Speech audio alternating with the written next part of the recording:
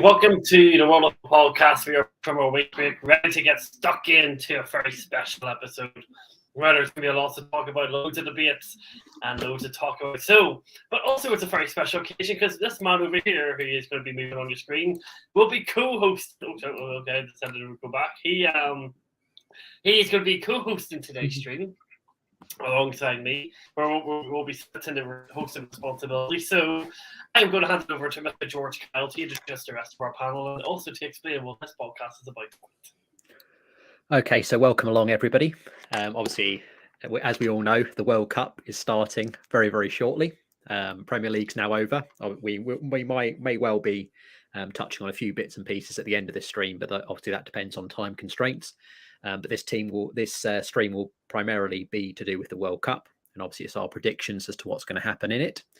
I am delighted, as always, to be joined by our esteemed guests. You guys, obviously, all you regulars know who these people are. Some of them need no introduction, but still, we're going to go ahead with it for all of you guys who are new. And do remember to like, share, and subscribe, as always, also. So Josh is obviously eating at the moment, and obviously everyone knows that who he is. It's his channel, so we'll skip away from him momentarily, and we will welcome along Reese. Obviously, he's got a specific team that I know that he's looking forward to talking about and supporting this World Cup, which we'll get into very shortly.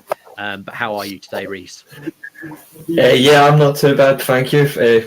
Good for you, obviously, your first hosting show as well, so this is going to be good fun.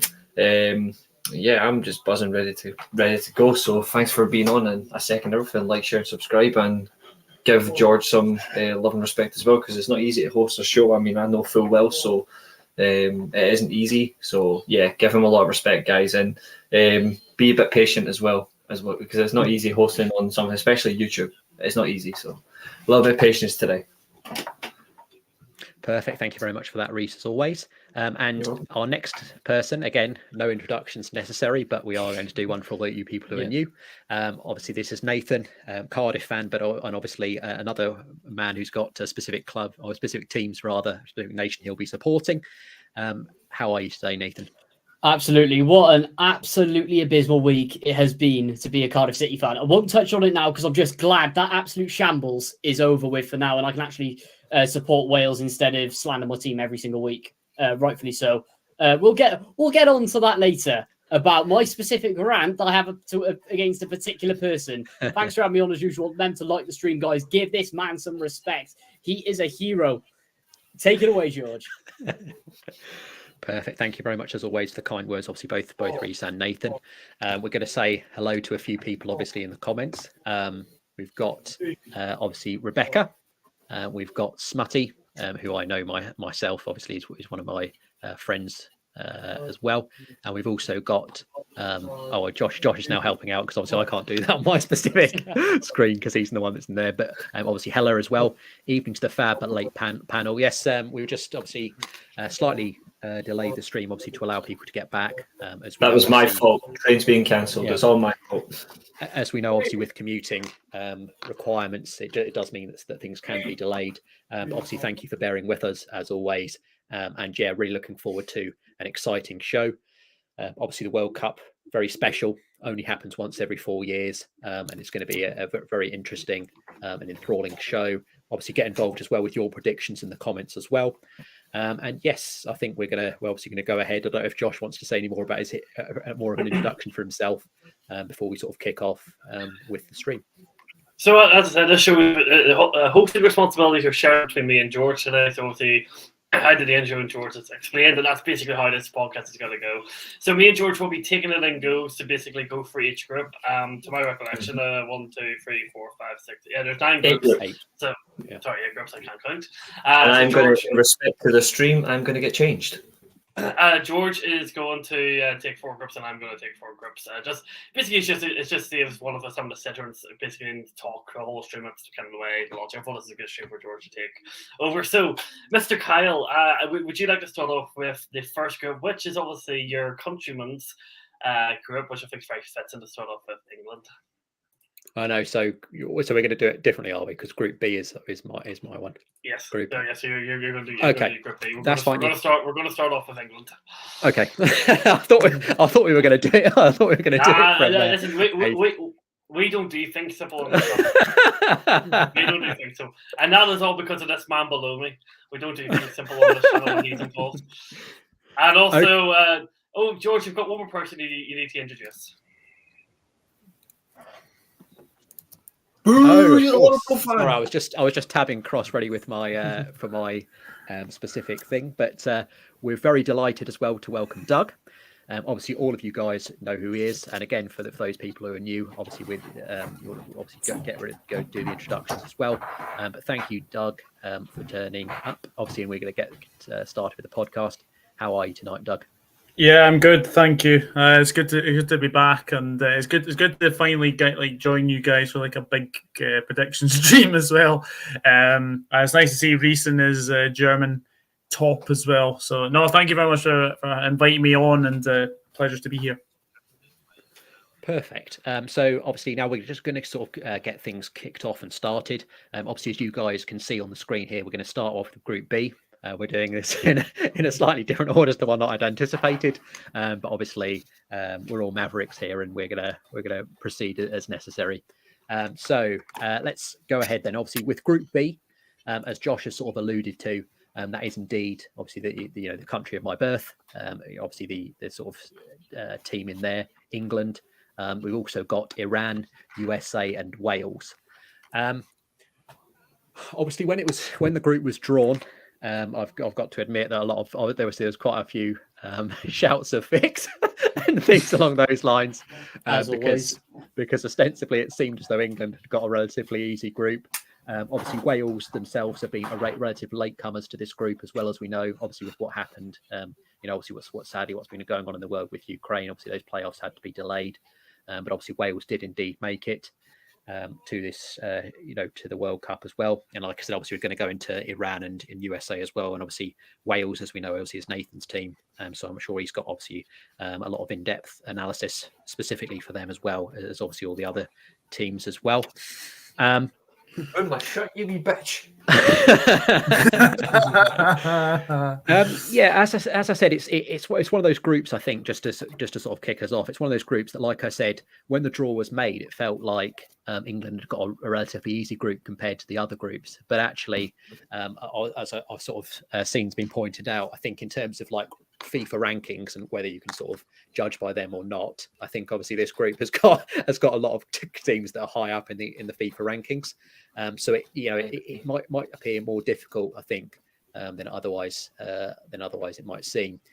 So yeah, it's going to be very, very interesting. I think obviously what we'll do is, if Josh is all right with this, we'll go team by team, Josh, and then we'll do and obviously perfect. Okay, so like I said, obviously we'll start with England, and obviously I'll go. Josh, in terms of like time constraints, are you okay with if everyone talks about each team, or do you want to? Yeah, okay, perfect. I'm just conscious that this might be quite a long stream, obviously with everyone getting to talk about each individual team, but we'll cross that bridge, like I said, when we come to it. Obviously, as we can see, Josh has put in this helpful graphic in the background, which does remind us of all the 4 teams on there, obviously in the specific order that we can see there. We will deal obviously with England first. Like I said, obviously that's my home country. And rather than me sort of like speak too much about them, I think what we'll do is, as I said, just go around the panel, just with. I think what we'll do is we'll just talk about each individual team first, and then, as I said, obviously Josh has given me scribe duties, so I basically get to write down everyone's predictions on my piece of paper, and then obviously at the end we'll then work out in terms of the predictor, which website which is going to go in there as well, and obviously then work out who we think.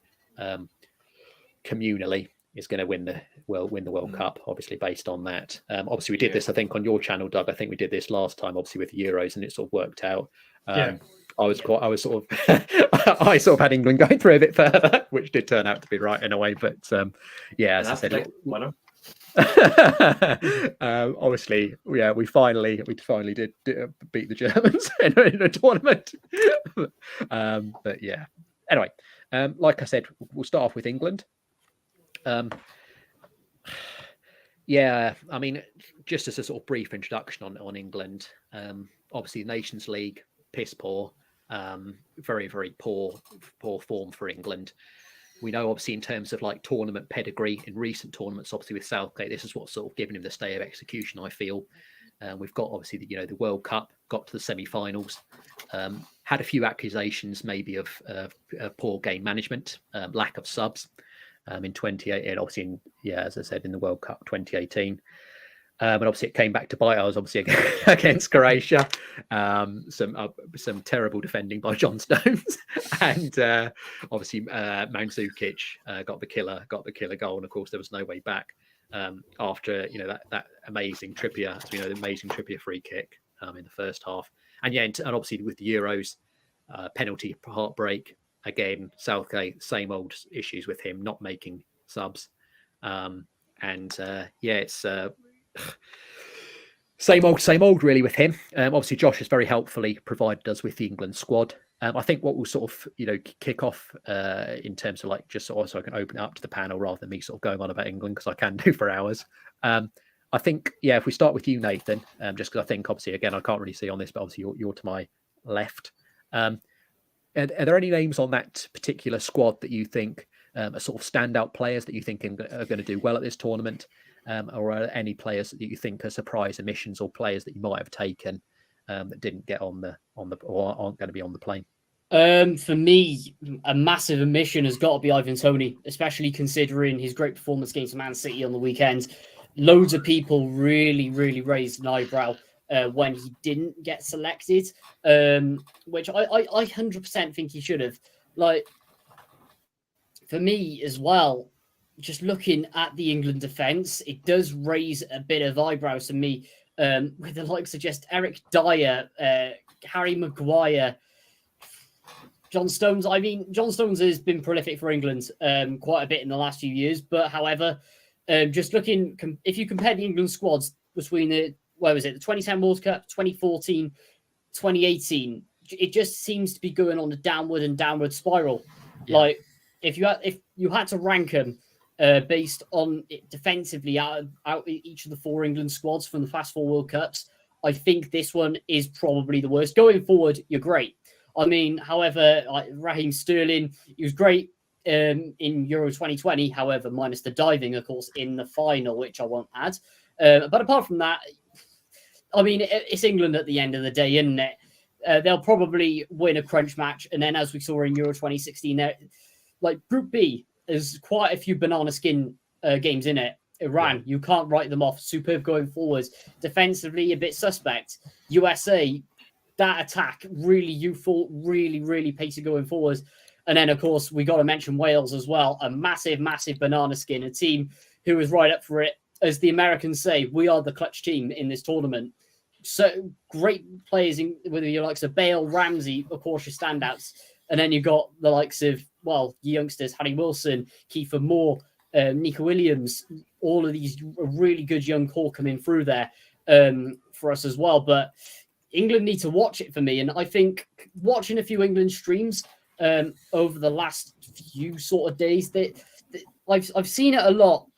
I mean, everyone will probably agree with me for the last few years, looking from outside. There seems to be this bit of arrogance out of there, thinking, "Oh, we're England. We're gonna do all this. Look how special that squad is. Some of the Premier League's best players is coming.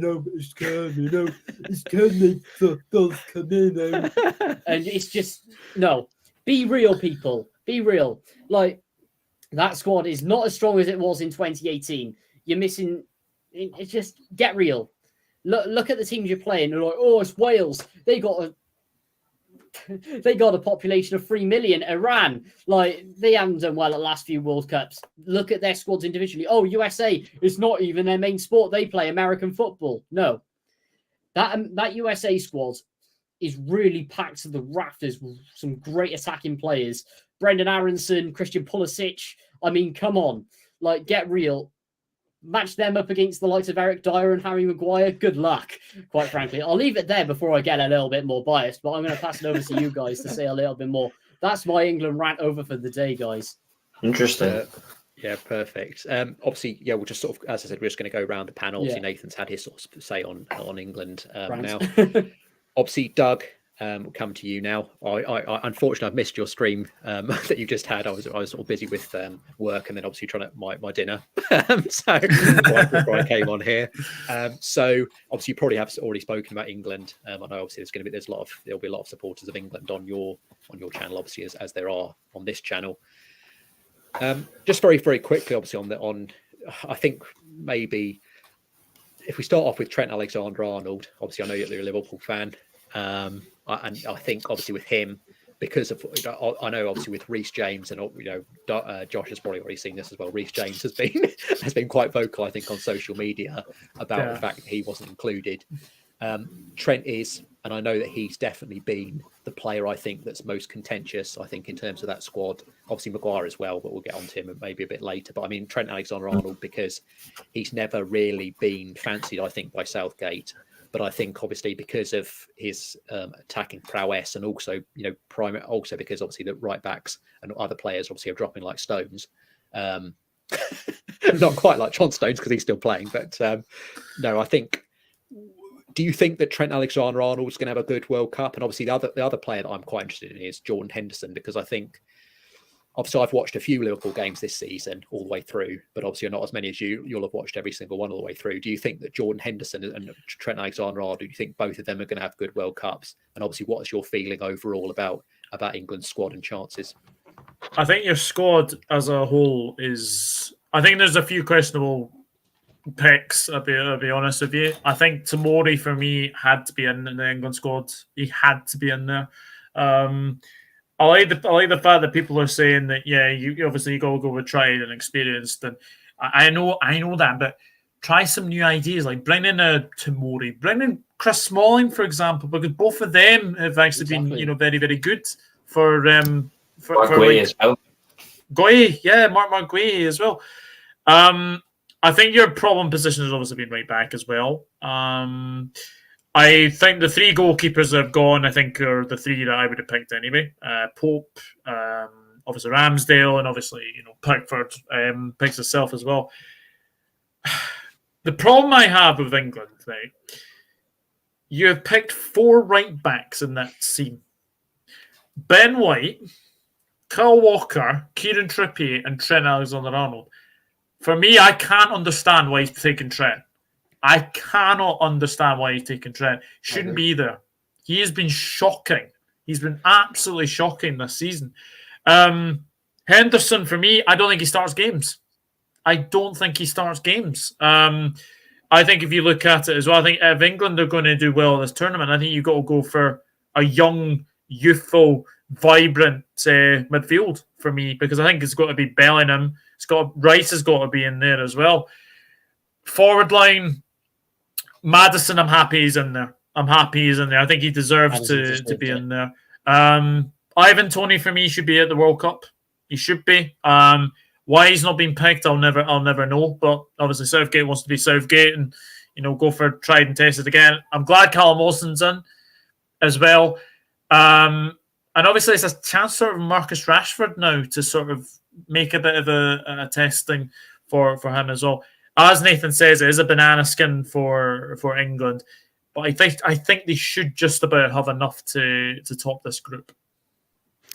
Perfect. Yeah. Obviously, I'm quite surprised actually that you said that Trent's not to go. Obviously, as a Liverpool fan, that just shows that you're always very honest, even though obviously for the Liverpool players. And yeah, obviously as you spoke about with Henderson, I think he can be used as sort of as a sub, but obviously I don't necessarily think he's in the best of form either.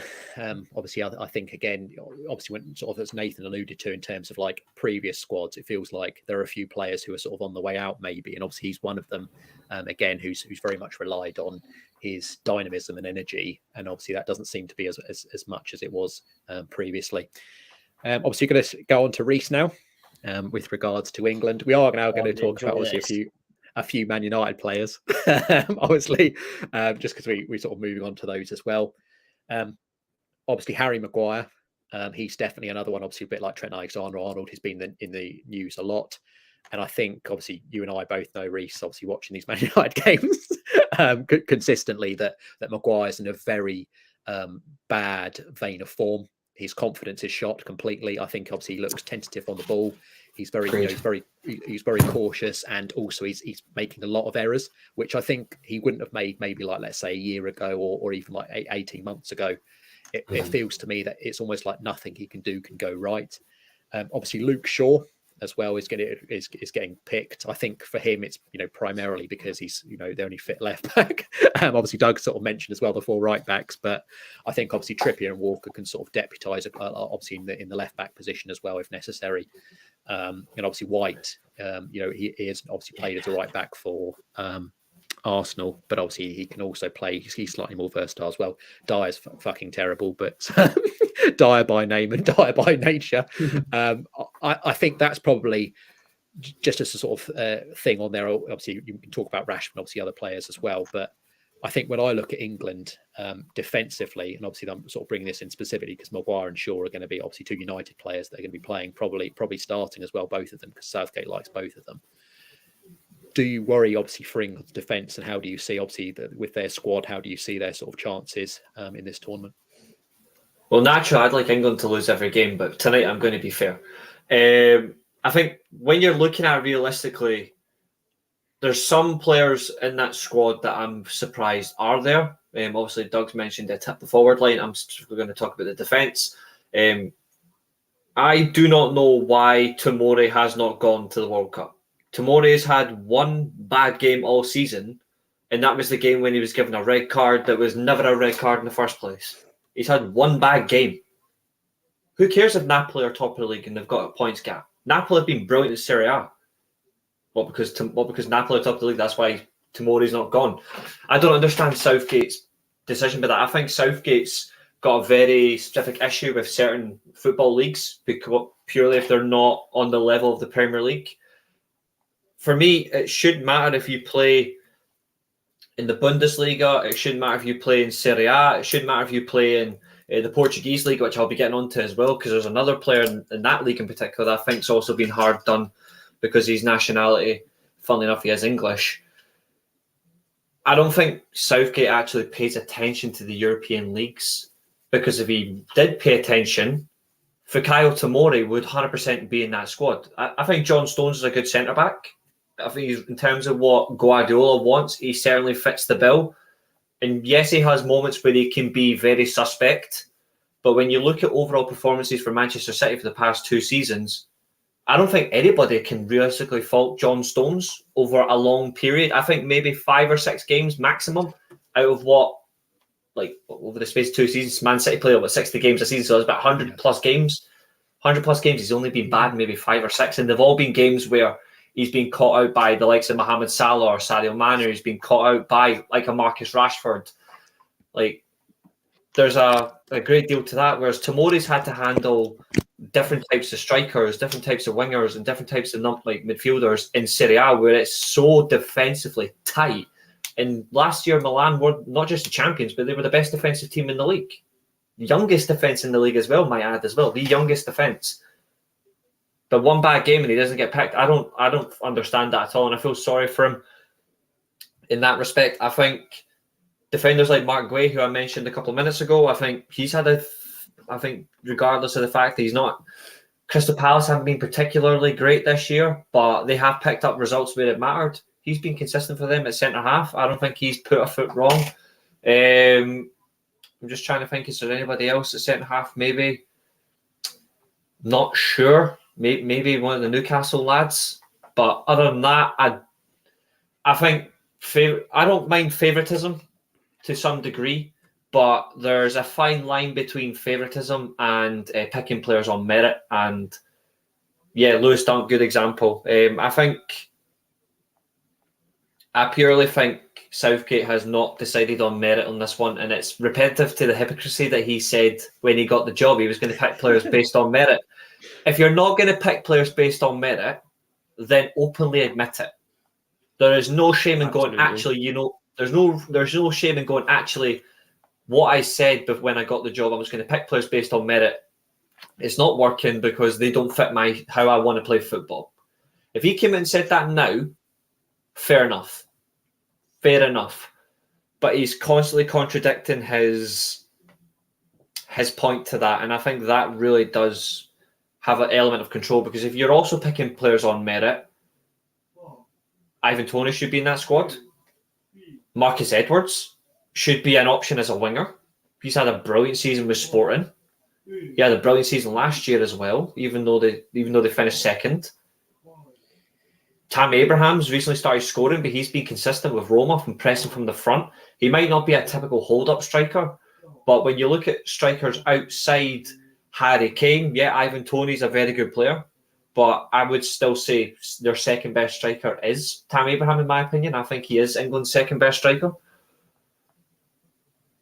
But then you've got to look at midfield as well in terms of just anchoring it. Like Calvin Phillips, he's probably the only natural defensive midfielder. I don't think Declan Rice is a natural defensive midfielder. He just plays in that position beside Souček. I think Calvin Phillips realistically had to go because you don't have anybody else. Yeah. But if you don't have anybody else, you adapt the system. And I don't think Southgate realistically has adapted. And that's my concern with your defensive line, particularly centre-backs, where Maguire, yes, he's never put a foot wrong for England, but there's a difference between putting a foot wrong and taking a spot when it should realistically go to somebody else who deserves to be there. And Southgate, in my opinion, has got it wrong. It should have been Tomori over Harry Maguire. Luke Shaw, recently, I think probably deserves to go, not because of the fact he always plays well for England as well. He's actually been fairly good for United as well. In recent games, he's certainly contributed to that. So I think he deserves to go. I think if fully fit and was more contributive to Chelsea, I think maybe Ben Chilwell might have went in that sense, where it's more merit, but it's realistically not. So once again, purely it's favouritism, and I think it's going to cost England, and you'll be surprised by where I have England in this group, to be honest. And it's not because I don't like England. I don't. I'm doing it based on how managers are going into each group game and how they're going to base it, and it's why I'm factoring England's defence as the reason why I don't have them winning the group. Yeah, I think obviously the other thing is that just off the back of that is that England's run of form obviously recently has been terrible, and obviously that means that realistically almost anything could happen in this group.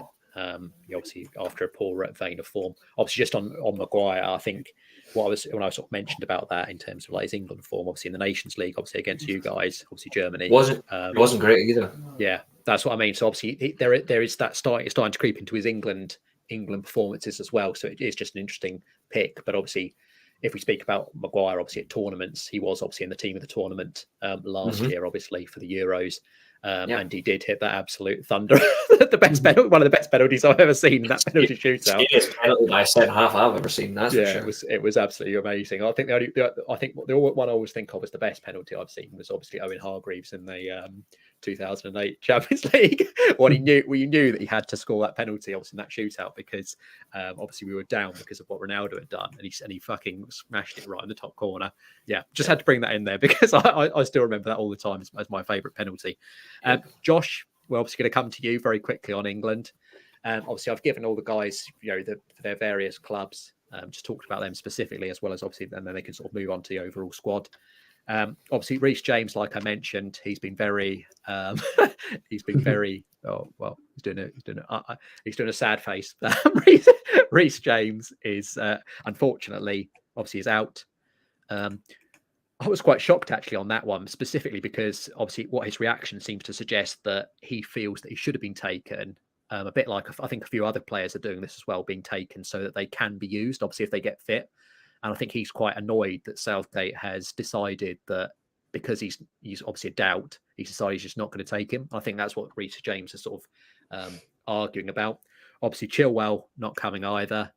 And we've got, and obviously one of the Chelsea players that I always have a gripe about is Mason Mount, who is almost, I would sort of call him as Southgate's love child, because he always seems to make it into the starting lineup for no reason. And obviously he's been very, very poor, I think, Mount, for quite some time. So obviously just speak a bit about your Chelsea guys, obviously, and obviously at the overall squad and England's chances, Josh. Well, first of all, Conor Gallagher should not be there. He's definitely been picked off last season's form. If you go off this season, I don't know how he has made it into that squad. Even though him and Ivan Toney are probably two different players, I still think Ivan Toney would bring a similar kind of idea to what you would probably use Gallagher for. So when he can come off the bench, create a few chances, hold up the ball, can finish chances. I think Ivan Toney should be over Conor Gallagher. I don't know how Gallagher has made it into that squad whatsoever. Even though probably he's not been played to his strengths there, undertook a lot of Graham Potter. He's done, you all know what a wonder goal he scored this season. He's done nothing. So he's been picked off last season for, which I think goes against Reese's point of picking people on merit, because there's no merit to pick Gallagher on. The Reece James thing, I secretly think. I secretly think this has probably been a behind closed door conversation with Chelsea, where Chelsea have probably said, "Can you just please not take Reece James so we can keep him fit for the new year?" So I think this is more of a behind conversation with Chelsea rather than a decision of, if Southgate could take Reece James, I think he would, but I think Chelsea have kind of said to him here, we don't think he's going to be fit. Don't take him to Courtois, keep him, let's keep him here so we can have him ready. So I don't say he's frustrated. Anybody would be frustrated. A lot of people have spoken out angrily about not making it to the World Cup squad. I think there's a club reason more than an individual reason why Reece James hasn't came. Mason Mount's been poor for a long time now. I know Chelsea lovers, Chelsea academy lovers, Chelsea fanboys love to say Mason Mount can do no wrong. Let's be honest, he's shit for ages now. There's no Mason Mount's, I know people go off the fact that he's got good stats and all, but do you ever look at Mason Mount and go, he impacts the game, he influences the game, he controls the game, he creates chances? He's not been doing that for a while now. I do also put that down to probably a lack of system at the moment at Chelsea, but to the point that I still don't think he brings anything to this England squad. I think James Ward-Prowse would do 10 times better and offer 10 times better in set pieces, chances created, position and passing. The list goes on. So I think there was some really questionable decisions on the Chelsea players alone. And then you get to, I don't know how, Eric Dyer, James Tarkowski, but Dan Burns even a shout, considering Newcastle one of the best defences in the league this year. Lewis Dunk is Dunk said in a private chat. Tomorrow, there's four centre backs that are already better than Maguire and Eric Dyer. Maguire sits on the bench for a reason at Manchester United, and Eric Ten Hag has proven that he's a very extremely smart manager, and his decision to bench Harry Maguire has worked. So why not pick Tomori, who is doing very well with AC Milan? Why not pick Dan Burn? He's got is involved in one of the best defences in the league, and also has a connection with Kieran Trippier, which I'm sure you could probably use to some extent because they have a good understanding. Or Lewis Dunk, he's a decent defender and he's got playing time. It's a really questionable. I don't have any issue. I think Callum Wilson deserved to go, but the only issue with Callum Wilson is fitness. Could you trust him to stay fit during the World Cup? That's where Ivan Toney, could have came in handy, even more to that extent. I think there's a lot of questionable things, and I think for Southgate has he gone back? Has he just picked, these basic guys? And what it shows to me is I feel like he's going to go back to what he did when he first joined England. He's going to go Kyle Walker centre back. He's going to go Kieran Trippier left wing back / left back. He's going to go back to Richard, Jordan Henderson, and whatever midfield. I think he's picked this team off. It's worked in the past. I'm hoping it's going to work now. He hasn't taken risks. He hasn't rewarded young players, which I think it's going to start putting questions in their minds. Is this manager really going to pick me if I'm playing well? So if Gareth Southgate goes to this tournament, well, not ruin where I've got them, but if Gareth Southgate goes to this tournament and things don't turn out well, there's going to be a lot of questions of asked within the playing squad of England, because a lot of them will look and say, once if Maguire or Dyer get started here and they have a nightmare, then the questions really asked. So yeah, honestly, I think the team selection is based off past tournament success rather than actually thinking he can go on to win it. Because if he picks the likes of maybe Dan Burn or James Ward-Prowse or Tomori, I think you look at this and go a bit more hopeful. You think he might try and play to the squad and look to the future. But the likes of Eric Dyer, he's not going to go to another international tournament after this. Maguire's career is falling down a hill. You don't trust he may even be at a World Cup next year. Jordan Henderson's probably going to retire. So why not give the likes of even if Tomori doesn't play, at least he'll have so much experience from being on the bench and learning. And Tomori has proven for AC Milan that he can step up in the big stage in the Champions League games and the in the big derbies. And the fact is, the AC Milan's ridiculously the AC Milan defense is so young, but he's been able to step up. And I feel like he could have done the same for England. So I think Southgate he's trying to play the safe game too much, and I feel like in this World Cup in particular, when we get onto the other teams, I don't think it's going to bode well for him down the line. Yeah, I mean, obviously, you guys have all sort of echoed a lot of my sentiments. Obviously, brought in a lot of, or talked about quite a few players that I was quite concerned about. Obviously, I think everyone's mentioned Ivan Toney, who's a player that I'm a big fan of, and actually would actually, if he can part of the squad, I would actually start him in my England 11 ahead of Harry Kane. That's because I don't like players like Kane who just stand up front and offer nothing. That might be slightly controversial, but the way he tracked back against Man City says all, really. I think like the movement as well, like the fact they started his own, like he started just off the edge of the 18-yard line, and then that was it. He was off. Like him and Visa were fantastic. I think the only reason why I think the one thing that's actually quite interesting about Tony is, and I'd done the same with Ollie Watkins a while ago on Maze's channel, actually, fun enough. I compared Ollie Watkins to Danny Welbeck, and it was not a harsh criticism. It was the fact that he does everything he does all the difficult stuff so brilliantly, where he beats players, he gets in tight situations where he can force the defender on him, and the rest of his team are going to do that. They're going to benefit off that. Ivan Toney does the exact same thing, and he does that, and then he does the brilliant part of that run, gets the ball into the net, and then the next thing you know, he gets that very simple chance and bottles it. And I'm like, in a crunch game where you really need it, that could be the difference between getting, say, to the semi-final or the final, or getting over that final line. I think that's why he hasn't gone. I think Southgate maybe has paid attention to that because it has happened in a few games. But sure, no disrespect to Callum Wilson, but Callum Wilson's only going there because he's going to be retired soon. Like it's purely the wrong choice. Like Tony should be there. He does all the difficult stuff really well, but the simplest of things, it's like he's like immune to it, which is really difficult to muster. Yeah, I think obviously the other thing that I was going to say about Tony is that obviously he's an exceptional penalty taker. And as we all know, obviously what happened last year, obviously when a couple of guys came on, obviously in that for that penalty shootout, and what happens, and I think that's what. Obviously, I think there's probably going to be a penalty shootout for England at this. Obviously, if they get far in the tournament, there likely will be a penalty shootout because the games are always close, and that's when you want someone like him even to bring on from the bench, when you know there's a high chance that he's going to score his pen, which is just a bit of a shame really that Southgate doesn't seem to learn from his mistakes. Obviously, that's sort of tied up England nicely, and obviously we're now going to move on to Wales. I think that seems only fair. Obviously, Wales, as we know, like I sort of mentioned in the sort of brief introduction, sort of made it, obviously through the playoffs. Obviously, it was quite a lot later, obviously because of what happened. And obviously, Josh has very kindly put up the squad for us. We've got to start with Nathan. Obviously, it's worked out quite nicely. You're next to me in a way, Nathan, in terms of the display. Nathan, what are your sort of thoughts about your squad overall, and obviously your chances? Obviously, I know we talked briefly off air, but if you wanted to go into more detail, obviously as the Wales fan.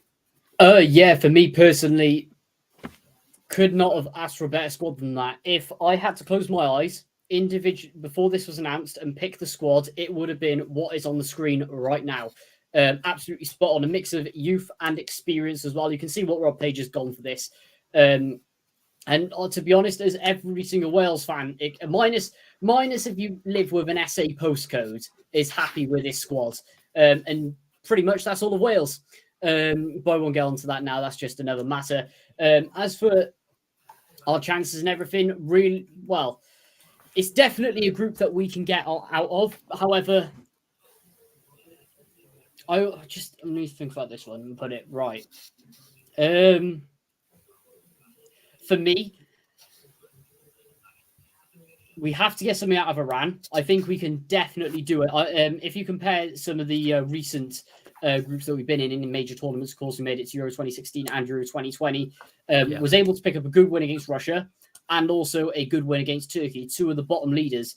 USA, we did actually play them in a friendly in 2020 and got a good result out of them with our second team, considering they put out quite a strong squad.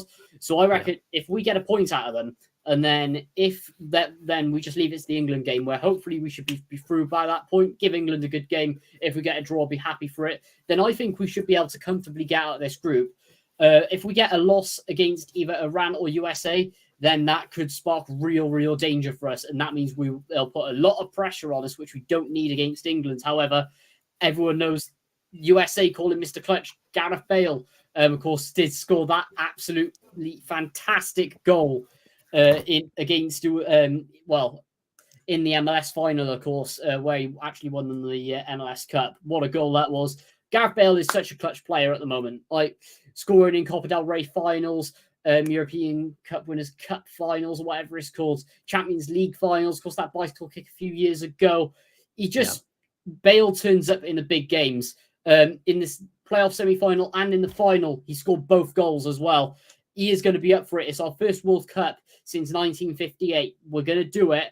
And that squad is an absolute thing of beauty. And like I keep saying, there is absolutely no way that anything would have changed in that squad for me at all. Absolutely perfect. I think the only thing we're just going to ask one more question of you yourself, obviously, as the Wales fan. I think the only thing that I'm sort of looking when I look at that squad, and obviously it was a bit of a concern at the last tournament, and I think it's what cost Wales, obviously, in that match against Denmark, is that defence. I think, as you said, sort of mentioned, obviously I'm a fan of Bale myself. I think he's, as you said, always turns up in the big matches and always seems to, carry teams, which I'm a massive fan of.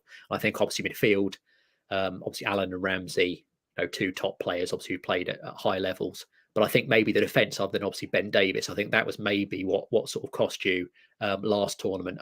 And obviously I remember, obviously, if we go back to Euro 2016, Ashley Williams was an absolute colossus back there. Yeah, so, he was. So what are your sort of thoughts in terms of, like, obviously I think we all agree that Bale's going to have a big impact, I think, for Wales. And obviously I know, but obviously we've got differing, obviously myself and Reece will have differing things on Dan James, but I think obviously offensively in terms of midfield, you've got players I think there that can match up with any team. But what are your sort of thoughts in terms of the defence? Because like I said, it did cost you obviously at the last tournament. Yeah, it did. In particular, in that one, it was just the wrong setup. Metham was an absolute disaster class against Denmark. Nico Williams gave away the goal, of course. But if you look at it since then, they have matured a lot. Chris Gunter adding that experience, say, for example, if the likes of Nico Williams or Connor Roberts have a poor game, he can come in and fill the gap. He was superb in 2016, of course. Ethan Ampadu, if you play him at an anchor man where he plays really well, Josh will know this, of course. Then I think he could give that bit of strength. As you touched on as well, Dan James, yes, he did flop at Leeds. Yes, he has flopped at Man United. All right at Fulham. However, when he plays for Wales, he is absolutely superb. Yes, that end product has disappointed me in the last few games, even though he had it beforehand. And he was actually very good in Euro 2020 as well. I think this is a tournament where he needs to have a monster tournament. As for everything else as well, in particular, I like to get onto the Bale. A lot of fans of opposing teams saying, "Oh, if Bale gets injured, you're nothing without Bale, and you're only in the World Cup because of Bale." I disagree. If you look at the qualifiers and also with the path that we got to it in the Nations League and everything, our team actually grew around Bale and sort of pushed him through the matches. In some games where Bale wasn't playing his greatest and even injured, we actually carried Bale to the victories, in particular strong performances by your likes of Aaron Ramsey, Kiefer Moore bagging in the goals as well. Joe Morel was superb. In particular, another one that's impressed me is Ben Cabango. I'm trying not to be biased, but I do really rate him as a player, even though he plays for them a lot down the road. But yeah, for me, which they don't get either, I do not bring club rivalries into this squad. I will absolutely, I'll absolutely back any Swansea or Newport player unless your name is Ashley Williams, of course. So quite frankly, yeah, bring it on. Bring on the World Cup. It's our first one it's our first one since 1958. I am absolutely buzzing for it, and these players are going to be up for it. Perfect. Thank you very much, Nathan. Like I said, obviously, I wanted to ask you a couple of questions, obviously, because it is your team. We'll sort of move on to Doug now. Obviously, we'll keep going around in the order here as well. Doug, obviously, what are your sort of thoughts in terms of, as we sort of look at this Wales squad, what are your thoughts in terms of how you can see them faring at the tournament? Obviously, Nathan's gone into a bit more detail about recent tournaments that they've been at. Certainly, they've improved that in terms of making tournaments. Obviously, Bale's been a big part of that, but as Nathan said, there's obviously a lot of players there, I think, that can also step up. So, how do you feel that Wales are going to fare at this tournament? I think they have to start fast. They have to start fast against USA, because I think if we're being honest, this I think is basically a choice of trying to find. I mean, I'm glad Rob Page has been given the job. Let me just say that first of all. I think Wales needed that distraction away from them, and they've managed to do that. My only concern with this is I'm not sure they can do what they did at the Euros, where they basically went on to get beat by Denmark, and I think the defense is going to let them down. We've obviously seen Neco Williams. Like, I'm a big fan of Neco Williams. Let me just say, I think he's been fantastic for Nottingham Forest. Yes, I know. Well, they were bottom of the league, but they're not now as well. But that game against USA is massive, because if they were to win that, then it puts them up very, very well for the group. And we all know that England against Wales is going to be massive. The final game, absolutely massive as well. I'm just not sure they've got enough, though. Obviously, sorry to any Welsh person that obviously watches this, but I'm just not sure where the goals are coming from. Like, I know they've obviously got Kiefer Moore, and I know obviously Brennan Johnson as well, but it's whether or not they score goals. That's the thing.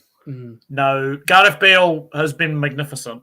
He has been absolutely magnificent. It is going to be his last tournament. I'm happy that Wales made the World Cup for the first time since 1958. Obviously Nathan's first time watching Wales at the World Cup as well.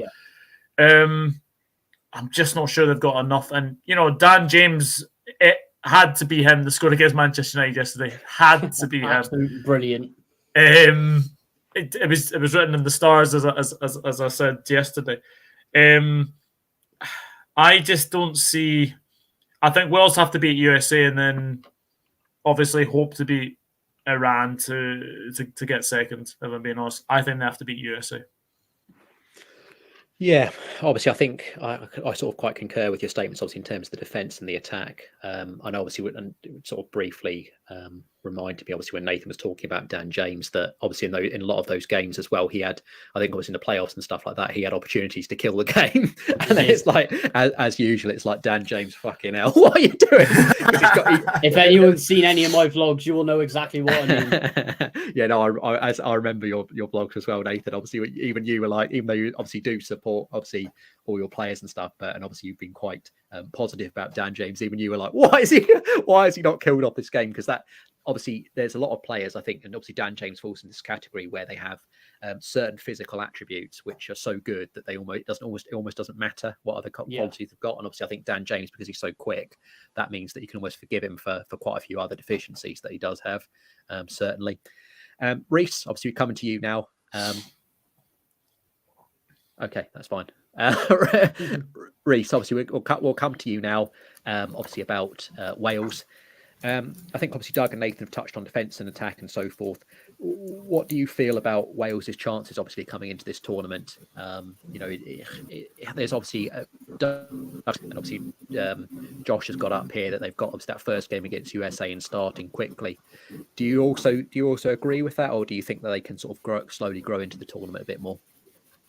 I agree, to be honest. I think starting slowly does not do the Welsh any favours at all. I think growing into the tournament, by the time you grow into it, you could well be eliminated. I think they really need to come out quickly, but they do need to approach each game smartly. I think their coach has done a relatively good job in that respect since he's came into the job.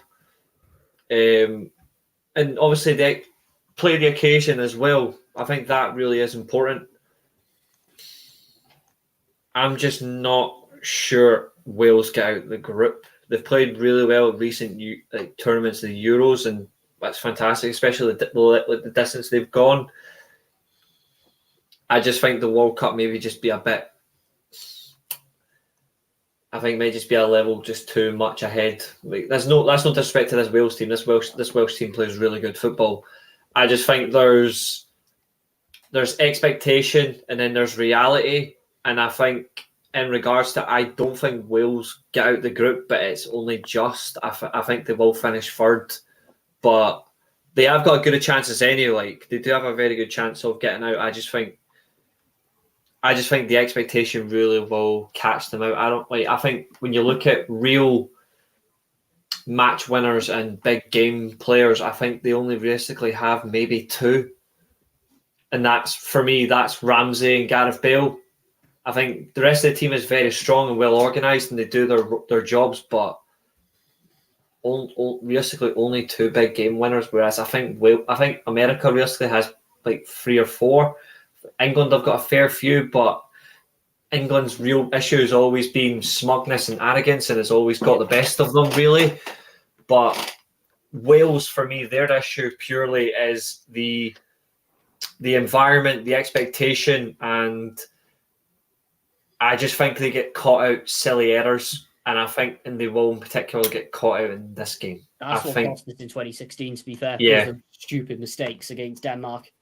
I agree. I don't think Wales even get a point off the US. I actually think they lose that game quite comfortably. Yeah, I'm quite surprised actually. I'd forgotten, obviously, with that obviously with Ramsey as well. I was quite surprised that you called him a game winner after what happened with Rangers. Oh, he's a wanker for that.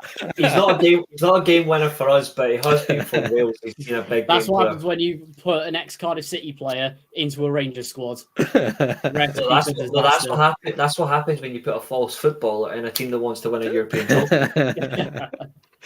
What's the name of that goalkeeper? Your goal. What was the name of your goalkeeper in that penalty shootout, Reese? Alan McGregor. Yeah, because the reason I say that is because City player.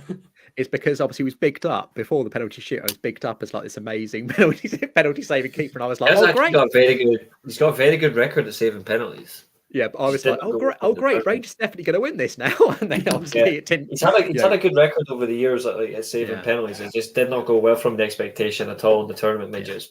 Frankfurt got some really solid penalty takers, but no, all in all, I think I'm going to go through each team fairly. I've done the same with England begrudgingly. Doing the same with Wales in an honest sense. I think even though smugness is England's weakness, is also probably England's biggest strength as well. It gets them over the line at times. I think Wales are fairly organised, but I just think there's a bit more extra quality in the American squad that does get them over the line. I think if Wales do lose the opening game, they are playing catch up straight away. And I agree. What the US didn't do brilliantly in qualifying, but as I was having the same conversation with my dad last night, he actually agrees with me about who we think is going to win the group. In terms of the group itself, in qualifying, yeah, they weren't great, but there's a difference between qualifying and the main thing. Yeah. England are always perfect in qualifying; they're always shite at the main thing. So, exactly. I think the Americans, they were poor in qualifying, but I think they're going to have a very good tournament. And I agree the fact, like Hella's comment as well in the chat, it's a very young squad. It's the youngest squad at the tournament. So that's going to be even more mature in the next 4 years as well when they're one of the hosts of the next very good coming 2026. I agree, and that's why I don't think he's getting anything out of that game, to be honest, mate. Okay, that's perfect. Obviously, Could I just add another thing into Wales quickly? Does anyone have any changes that they would have made to the Wales squad? Maybe any outs or ins? Can I see that? Can I see that squad again? For me, I think that's a perfect squad. Ollie Cooper for me. I can see why he's done it. I think there's one other option. He's not been in the best of form for Rangers, but I think pace off the break. I'm surprised he's not in the squad. I would have taken Ravi Matondo personally. I agree. I don't know why Matondo's not involved, but I know he's not been brilliant for Rangers, but when he has to on the break, his pace is effective, and he's got good experience at the European level. I think he should be in that squad. I would have taken him. I would have taken him personally over maybe Harris. I don't think Kiefer Moore potentially, but Kiefer Moore as a 9, he does seem to get you goals. Dan James basically plays as a winger or wing back for you, depending on how he works. Gareth Bale is inevitable, and Johnson seems to really good. I think it's between Harris and Johnson about who I'd replace realistically for Matondo. I think he's a glaring omission. Yeah, for me, if it was to include Rabbi Matondo, I would have taken out Johnny Williams. He's now at Swindon Town in League Two. I think it's sort of like a farewell thing, and to add the international experience into the squad really turns up for Wales. I've been asked this a lot on Twitter, and Doug has brought it up regarding the Ollie Cooper situation. I can see, not to be biased or anything, I can see why Rob Page has done it. Like for a lot of the Swansea fans were throwing their toys out the pram that he was included, or Ruben Colwell was included over him. Reason that happened was Ruben Colwell's been out injured and has just come back into the fold and has looked very promising for Cardiff. And B, Ollie Cooper has 0 international caps for Wales. Rob Page has gone for as much experience as possible. And I think for me personally, chucking Ollie Cooper into a Wales squad with 0 caps in a World Cup into massive games for me is way too early. I think probably would have been. I agree with that. I agree. I think realistically as well, first major tournament, take that back. First World Cup since '58, like overall, like the biggest stage since then. Like the Euros is great, but the Euros is no World Cup in that level. It's the same if you win the Copa America. The Copa America is great. Yeah, like the Copa America is great to have dominance in the South American countries, but what you want is World Cup dominance. You want to be the champions of the world. Wales aren't going to win the World Cup. Like it's not their fault. They're just not going to. But you want to go with as much experience as possible. The Nations League and international friendlies will be good for Ollie Cooper. That'll be good for him to get game time over that as well. But yeah, 100%. Like, there's no way if you've got 0 caps, there's no way you should be going to a World Cup. Like, there's trouble, and then there's asking for trouble. Yeah, I completely agree with that. Perfect. Yeah. So obviously, what we're going to do now, just because of the interests of time, is obviously what we're going to do is, and I've obviously got my obviously as I sort of alluded to at the very start of the stream, I've got scribe duty, so I'm going to be noting down where everyone places everyone in these specific groups, and obviously then we'll work out from there. I'm also putting mine in as well. So obviously what we'll do is we'll start. I'll go around the same order, obviously, as I went before. Seems only fair. So Nathan, if I could just ask you for your 1 to 4, if that's okay, obviously in this group, and then obviously if you want to, just very, very concise reasons why, maybe as well. As everyone knows, I do this every tournament.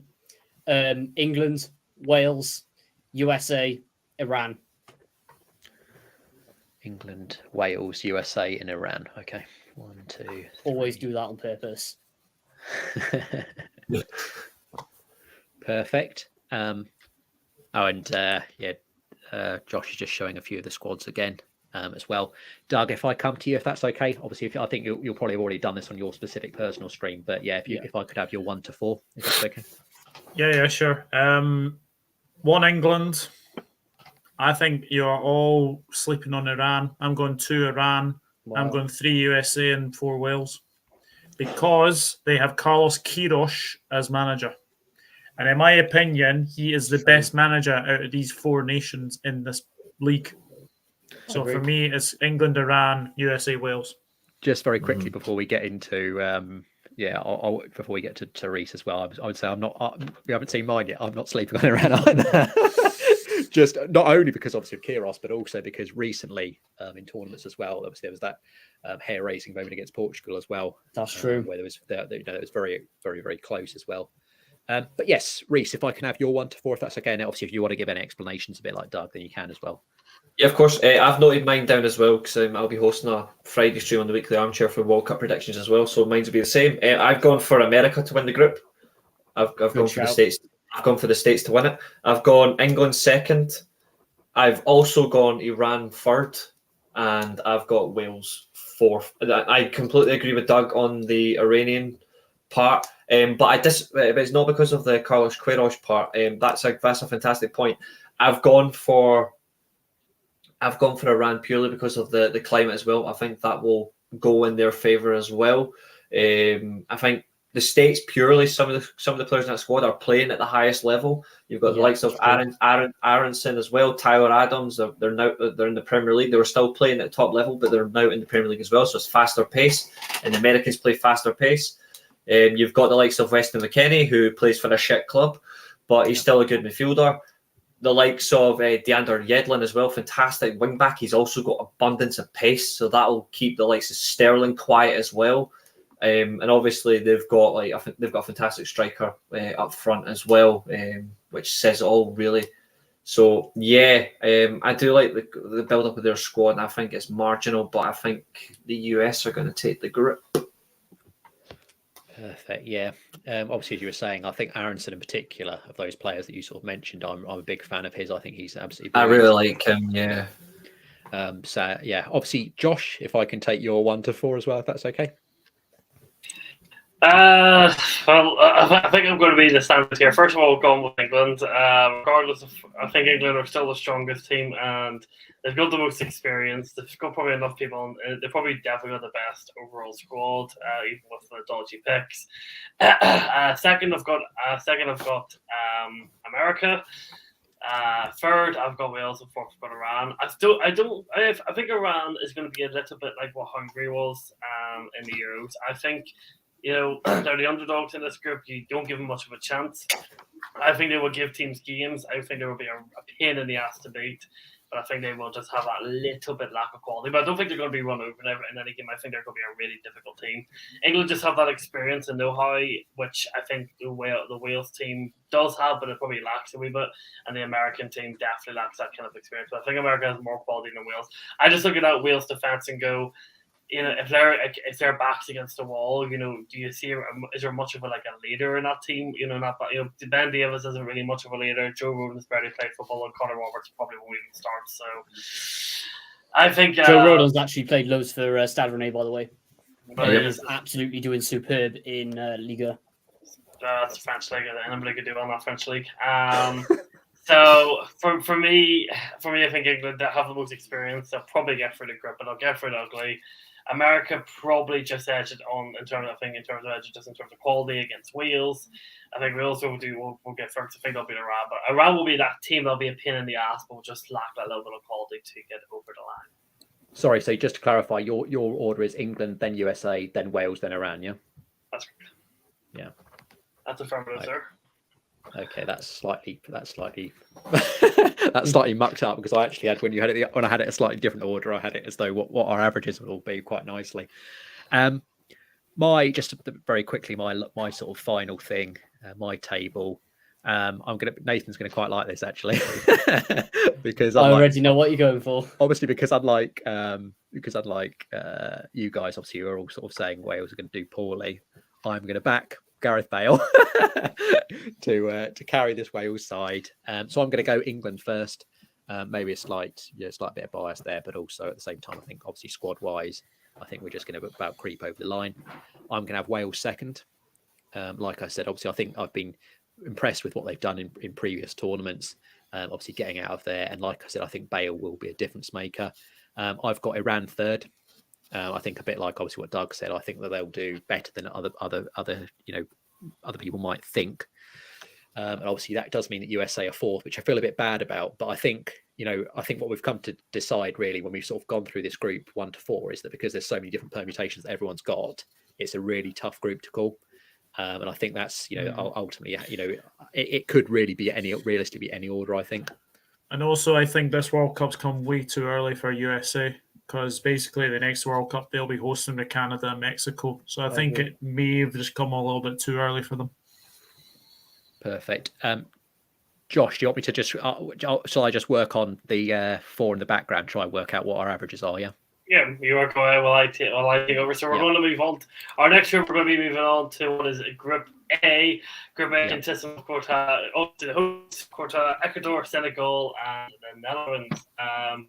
For some reason, I don't feel like I need to waste too much time on this, because I have a funny feeling what everyone's order is, unless anybody like Reese, because I know Reese has it. I know Reese likes to keep us sitting on the edge of our seats of his predictions.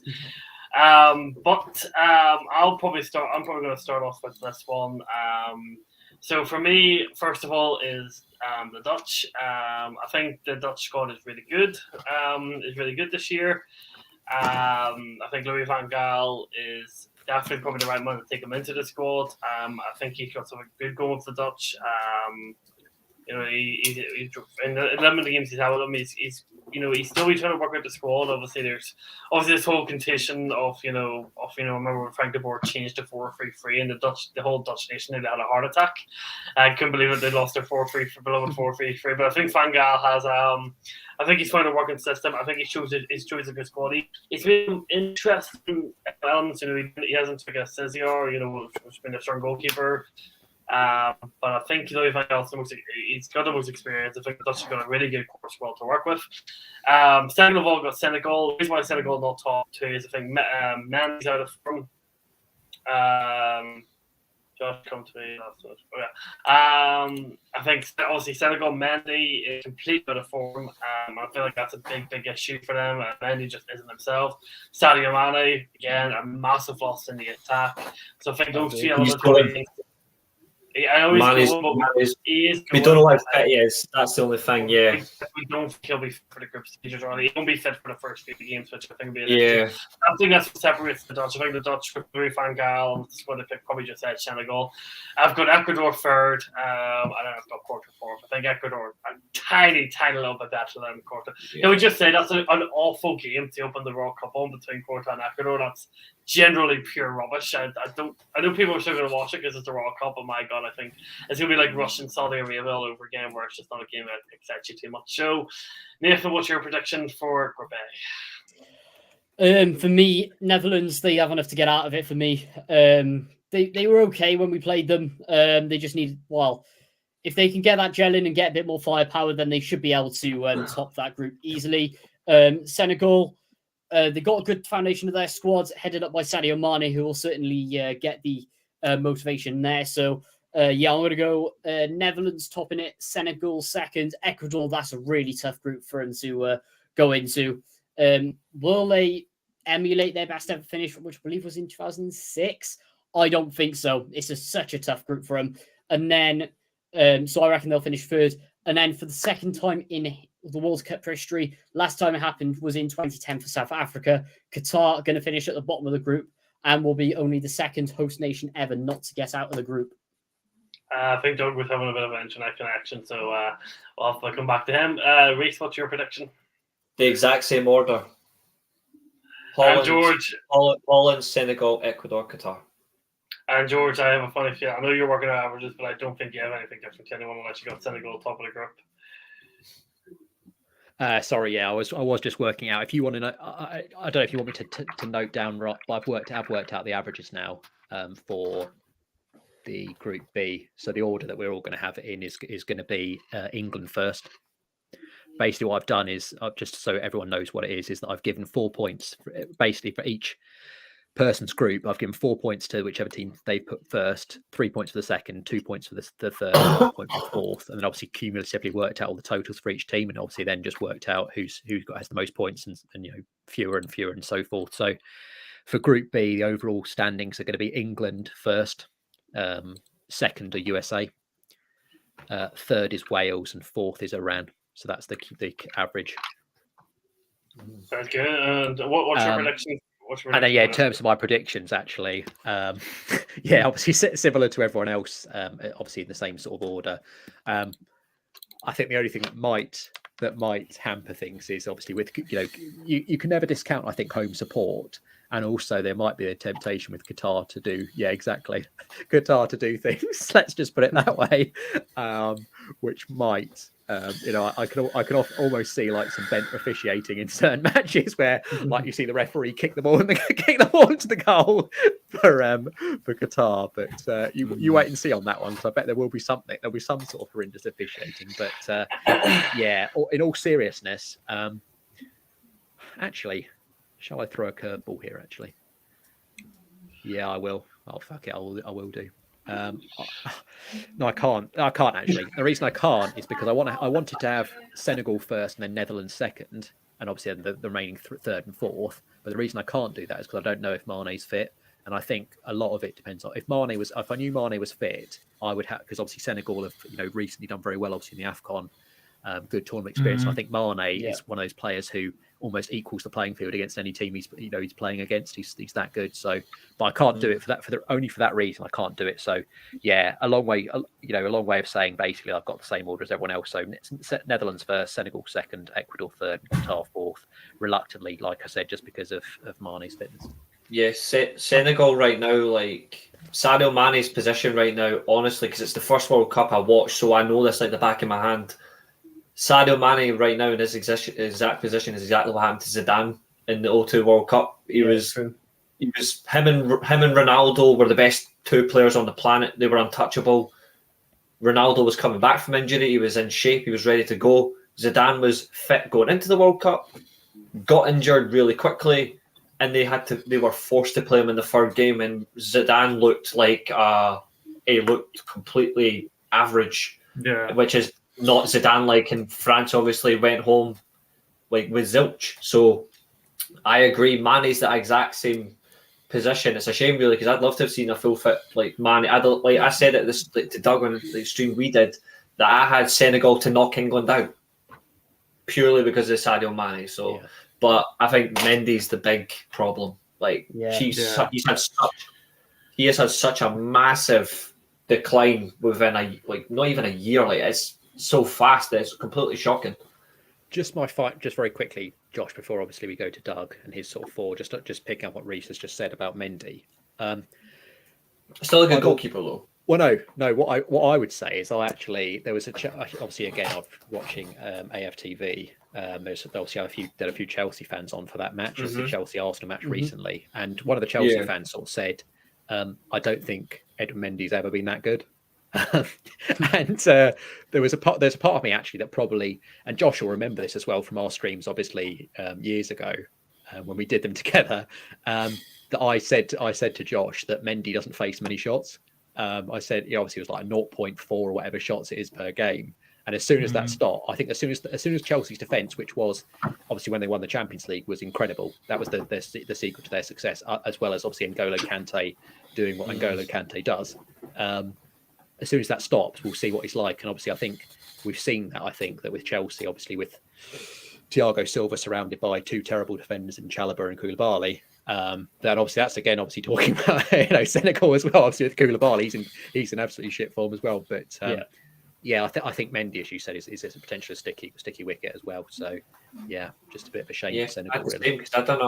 I don't know if Josh can remember. This will be quite short and sweet. But like me and Josh did a watch along for a Chelsea. Was that a FA Cup game or something? You asked me on.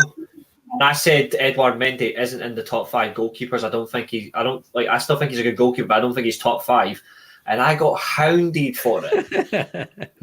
I mean, it was on a Chelsea preseason game.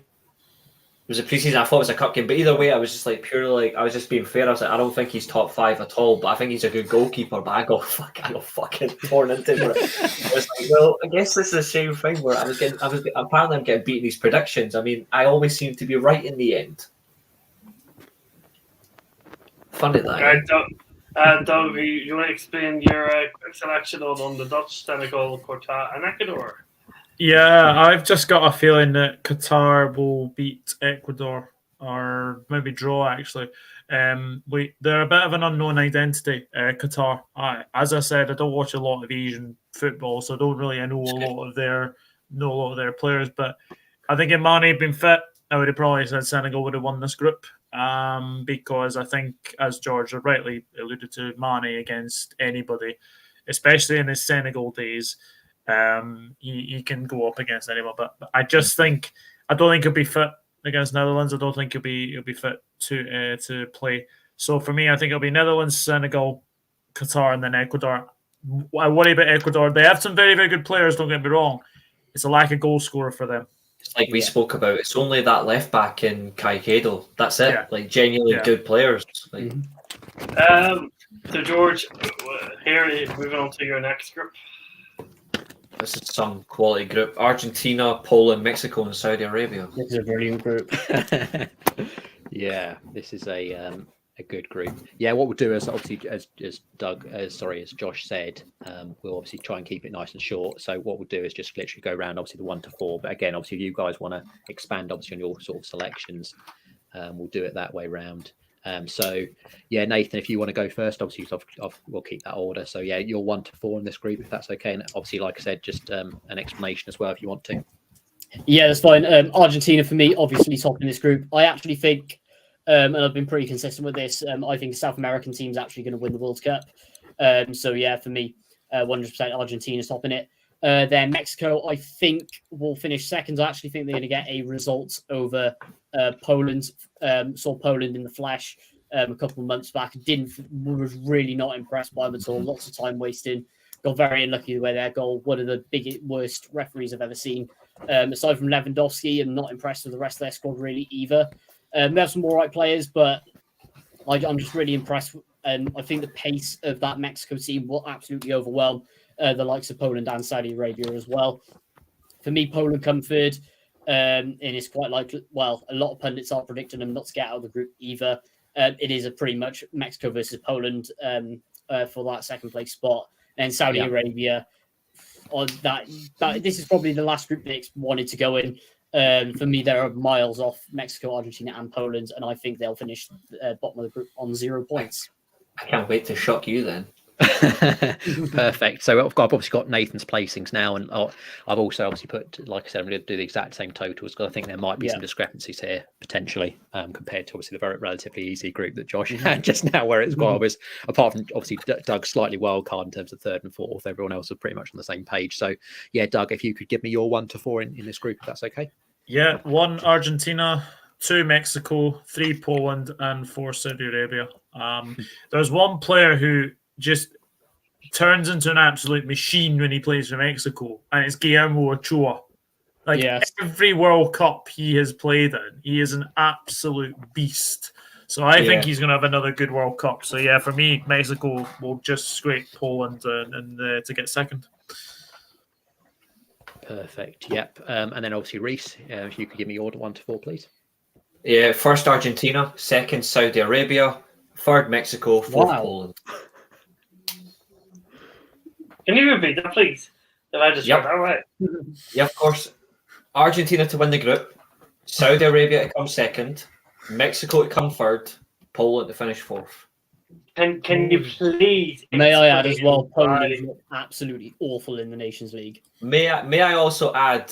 I don't watch a lot of their football as well, but I actually recommend you go and look at Saudi Arabia's qualifying stats. Yes. I genuinely recommend you go and look right now. Show you George's keyboard. And you'll see why I've picked them, because they're actually the best team in the world at recoveries, by the way, especially from attacking positions. That is going to benefit them as well when it comes to getting a goal or two, especially nicking a crucial point. They will lose to Argentina. I think they're going to beat Mexico, and I think they're going to draw with Poland. So yeah, I generally think Saudi Arabia will get 4 points out of 9 and qualify second. What obviously what that does mean is I'm going to have to do my little. I think it's maybe the only reason you did it, Reese, was to make me to get out my little tally chart and work out. I generally done it because I seen it the other day, and it's actually affected some of my other predictions as well. Yeah. It's purely because of how brilliant they are at recovery. So there's only one other team in Europe-wise that's in the World Cup. We'll be coming to them very soon. That are the exact same, the highest for pressing from the front and recoveries as well when it leads to attacking position. So you can already guess what team that's going to be. But yeah, Saudi Arabia generally, I think they're going to be. They're not the dark horse. They're not a dark horse. But they are one that I think genuinely people maybe were sleeping on because we don't really know the football. But if you don't have to be a stat guy, but if you actually look at it, it benefited them massively in qualifying. And I think it could actually take them past Mexico, who don't have Chicharito, do not have Carlos Vela either. And Poland's best players is Lewandowski and Matty Cash. They haven't got a good midfield anymore that I can think of. And Wojciech Szczesny isn't what he used to be, and Fabianski isn't exactly a great goalkeeper either anymore. I think It's not on the squad. I think Poland will flatter to deceive. That's why I've got them fourth. I think Mexico, purely the climate does them favour, but Saudi Arabia, I just think purely that one stat is a reflection of why I think they'll get second. So there you go. I've got to say, with Saudi Arabia, all I can ever think about is obviously that, I remember you sort of spoke about this as well, obviously with Miroslav Klose. That's the only time. Yeah, that's obviously the only I'm paying them a lot of respect after we bumped them. Josh, if I could have your 1 to 4, if that's okay for this group. Of course. So I have got Argentina, Mexico, Poland, and Saudi Arabia. I thought I was going to be like one of the only ones who said Mexico to finish second. The thing with Poland is, Poland have gone through about 900 different managers over the course of international tournaments. They've Poland just never seemed like they've been able to find a manager to build a team around. It seems like they're always chopping and changing. Defense is old. There's nothing exciting. Goalkeeper's old. There's nothing exciting. Lewandowski just gets no service. It has no impact for Poland. He's completely useless. Not to his own fault, I think. I think the team doesn't play to his strengths. I think at the Euros, Poland were extremely disappointing. Lewandowski was non-existent. He was probably in better form then than what he is going into this World Cup. Poland are just an old team with no real excitement, with no major young exciting players coming through. They're very stale. Mexico, I think Mexico are doing quite well.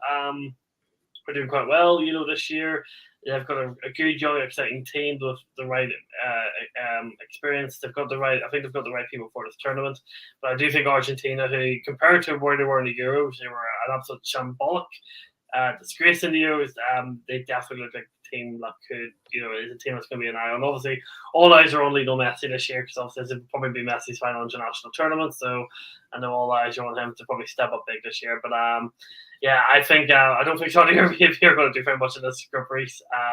They're 2 games away from breaking that record as well. Their two qualifying groups are very different to playing Lionel Messi and Robert Lewandowski. That's what I'm saying. That's why I said they won't beat Argentina. I agree with that. They could be Poland. They could be. I think they will. I don't think they could beat Poland. They will beat Poland. I think they could beat Poland. Poland for me are probably going to get probably 2 losses and maybe a draw in this group or something. I think Poland are the worst team in this group, not just on paper but in reality. They don't have a flying winger anymore like Jakub Blaszczykowski. They don't have a winger like that anymore that can cause any havoc from the right or left hand. It's a very stale old team, and it's a team that doesn't play to Lewandowski's strengths in any shape or form. And Arkadiusz Milik is absolute garbage. My order, just to sort of finish off this group, and I will also say just a couple of things as well as I'm going through. So obviously Argentina top, I think, which is all we all sort of agree with. Yeah. Obviously, disappointed about Garnacho not making the squad. What a prospect, what a talent he is. I was quite tempted, obviously, to sort of use the tie line, obviously, when he's like, I hope they get relegated. I was quite tempted to use that with regards to Argentina, but I think obviously Martinez, for me, obviously the best Premier League centre back this season. Absolute, just a quality player. Although they've really well beside Romero as well. They've got a very good record beside each other. They've never conceded a goal in a back four playing beside each other. Argentina quality, I think, all over the pitch. A lot of people's favourites, obviously, for the tournament themselves. So yeah, first for them. Second, Mexico. I think obviously they're going to do relatively well. Obviously, Chucky Lozano, a real sort of, he's like the player for me that's going to be obviously in a rich vein of form for Napoli. And I think he's obviously going to transfer that to the international stage. Poland, I've got third. A bit like you got, I know you guys are right in terms of, I think with Poland, they always tend to make these tournaments, but then obviously don't fail to sort of perform in them. Obviously Lewandowski as well, not as good a form obviously as he was last time, but I think obviously Poland always struggle when they actually get to the tournament. I think that's probably going to be the same thing that happens again. They are, though, one of those, I think Poland's one of those annoying teams, a bit like, I'm trying, that they always tend to get sort of, get results or thrash them out to actually make tournaments. But obviously, like I said, when they get there, they come unstuck. So yeah, third for them.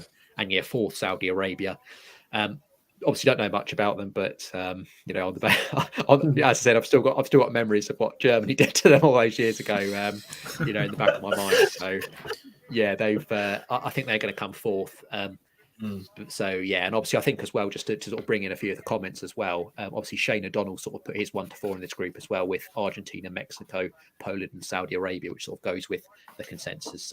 Obviously, most people, apart from Reese, and I think overall, Josh, if you want to note it down, I think that obviously is the order. I think because obviously everyone else went for it apart from Reese. So yeah, it's going to be Argentina first, Mexico second, Poland third, and Saudi Arabia fourth.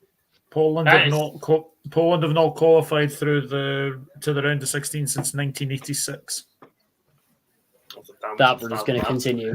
We're moving on to Group D, which is made up of France, Denmark, Australia, and Tunisia, which is also a very exciting group to call. I'm going to go first, and I'm going to probably do the biggest shock. I've got Denmark finishing first, France finishing second, Australia in third, That's not a shock. Tunisia in fourth. Where's the shock in that? 3 words: World Cup curse. For me, there's 3 words. I'll get it. Yeah. For me, Denmark are a team on the up. They were really, really good at the Euros. They've only just got better. Their international form has been incredible. Christian coming back fully healthy, fully fit, and the way he's been in this World Cup after happening at the Euros is remarkable, but also incredible to see. He's in fantastic form. Poulsen's also in decent form. Schmeichel hasn't been as good at Nice, but I think at international level, he's always been a consistent performer. They've got consistent players all over the pitch, and for me, they are a team to watch out for.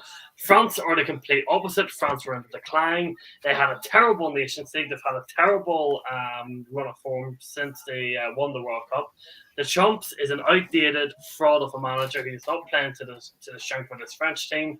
They also have one of the worst midfields in this team. Without Paul Pogba and Kante, France have nothing in that midfield. Yeah, they are seriously lacking defensively. They're also a bit short, especially if Varane isn't able to make the starting 11. So realistically, you're only looking at the attack, and even though the attack's hard to stop by itself, Benzema and Mbappe and whoever else they've got in that squad, I can't remember off the top of my head, but I know it's a low. I think it's the key players I can think of. It's a difficult team to stop, but if that defensive midfield, you can get that. I feel like Denmark would beat them, which would let Denmark go top. And then I don't see any issue. Australia will give teams games like they did. I remember a couple of years at the World Cup, Australia weren't a pushover. But they've lost kind of a good core for someone like Aaron Mooney, who was a big player for them. He's not really a big player anymore. They've got an okay squad, and also fair Tunisia are screwed. They're not going to do very much in this group. So I think France. I think France will make it through, but I don't think France are anywhere near as good this year as they were last year. And Deschamps is definitely again a manager who's definitely been found out, and he's also got a weaker French squad this year in defense and attack, defensive midfield, which is a big thing for them, because that Pogba Kante thing in the World Cup was huge for them. They don't have that this year. So, George, over to you. Yeah, I'm actually going to concur with what you said. Obviously, I'm going to have Denmark first, as you sort of spoke about. I think they've been in excellent form, obviously in the Nations League. I was, privileged enough to actually watch, obviously, Denmark versus France when they absolutely schooled them, and it wasn't even close. I think maybe for Denmark, the only sort of fly in their ointment somewhat is the fact that they lack that sort of top goal scorer, that sort of player that's really going to get those goals, because I think that's obviously what I've seen them lack previously. Obviously, you've got a lot of talented technical players, but maybe not someone who's going to be necessarily as ruthless, maybe as obviously for what France have got. But like I said, obviously with Denmark, very cohesive team, very well organised, and also getting the results. And obviously when we speak about forms, like I said, I've got them first. France, obviously, a bit like what you said, Josh, in midfield's really their sort of concern. I'm a massive fan of Paul Pogba and always will be. I mean, I've made no bones about that for many, many years. And I think for France, he's always been absolutely their best player. Even obviously when we go back to the Euros, he was absolutely the player of the tournament before he got knocked out. In that, it's just absolutely unbelievable compared to any other player. Set up Mbappe for about 50 fucking chances, which the Ninja Turtles somehow managed to miss in that Switzerland match. Just absolutely, and obviously scored that amazing wonder goal where he did about the 50 celebrations, but then obviously ended up going out. But yeah, Pogba's a wonderful, wonderful player, and missing him is big.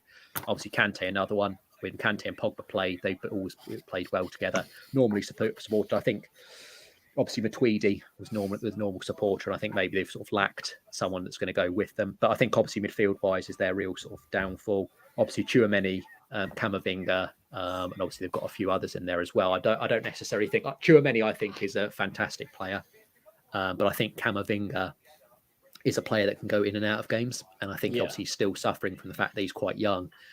He was an incredible impact player for Real Madrid last year, but I think obviously this year when he's getting a few more games, he's not necessarily sort of moved that step up. Obviously, I watched a lot of Real Madrid games this season, so yeah, able to say that with quite a lot of thing on there. Obviously, Benzema, massive fan of his, very worthy winner, obviously the Ballon d'Or, and I think he's obviously going to be key for France. But I think obviously behind him, they've I think as well. Just very quickly on Benzema, I think his fitness thing is a bit of a what's the word? A bit of a smokescreen. I don't actually think he's actually that ill or that injured. Because I think he's just sort of holding himself back for the World Cup.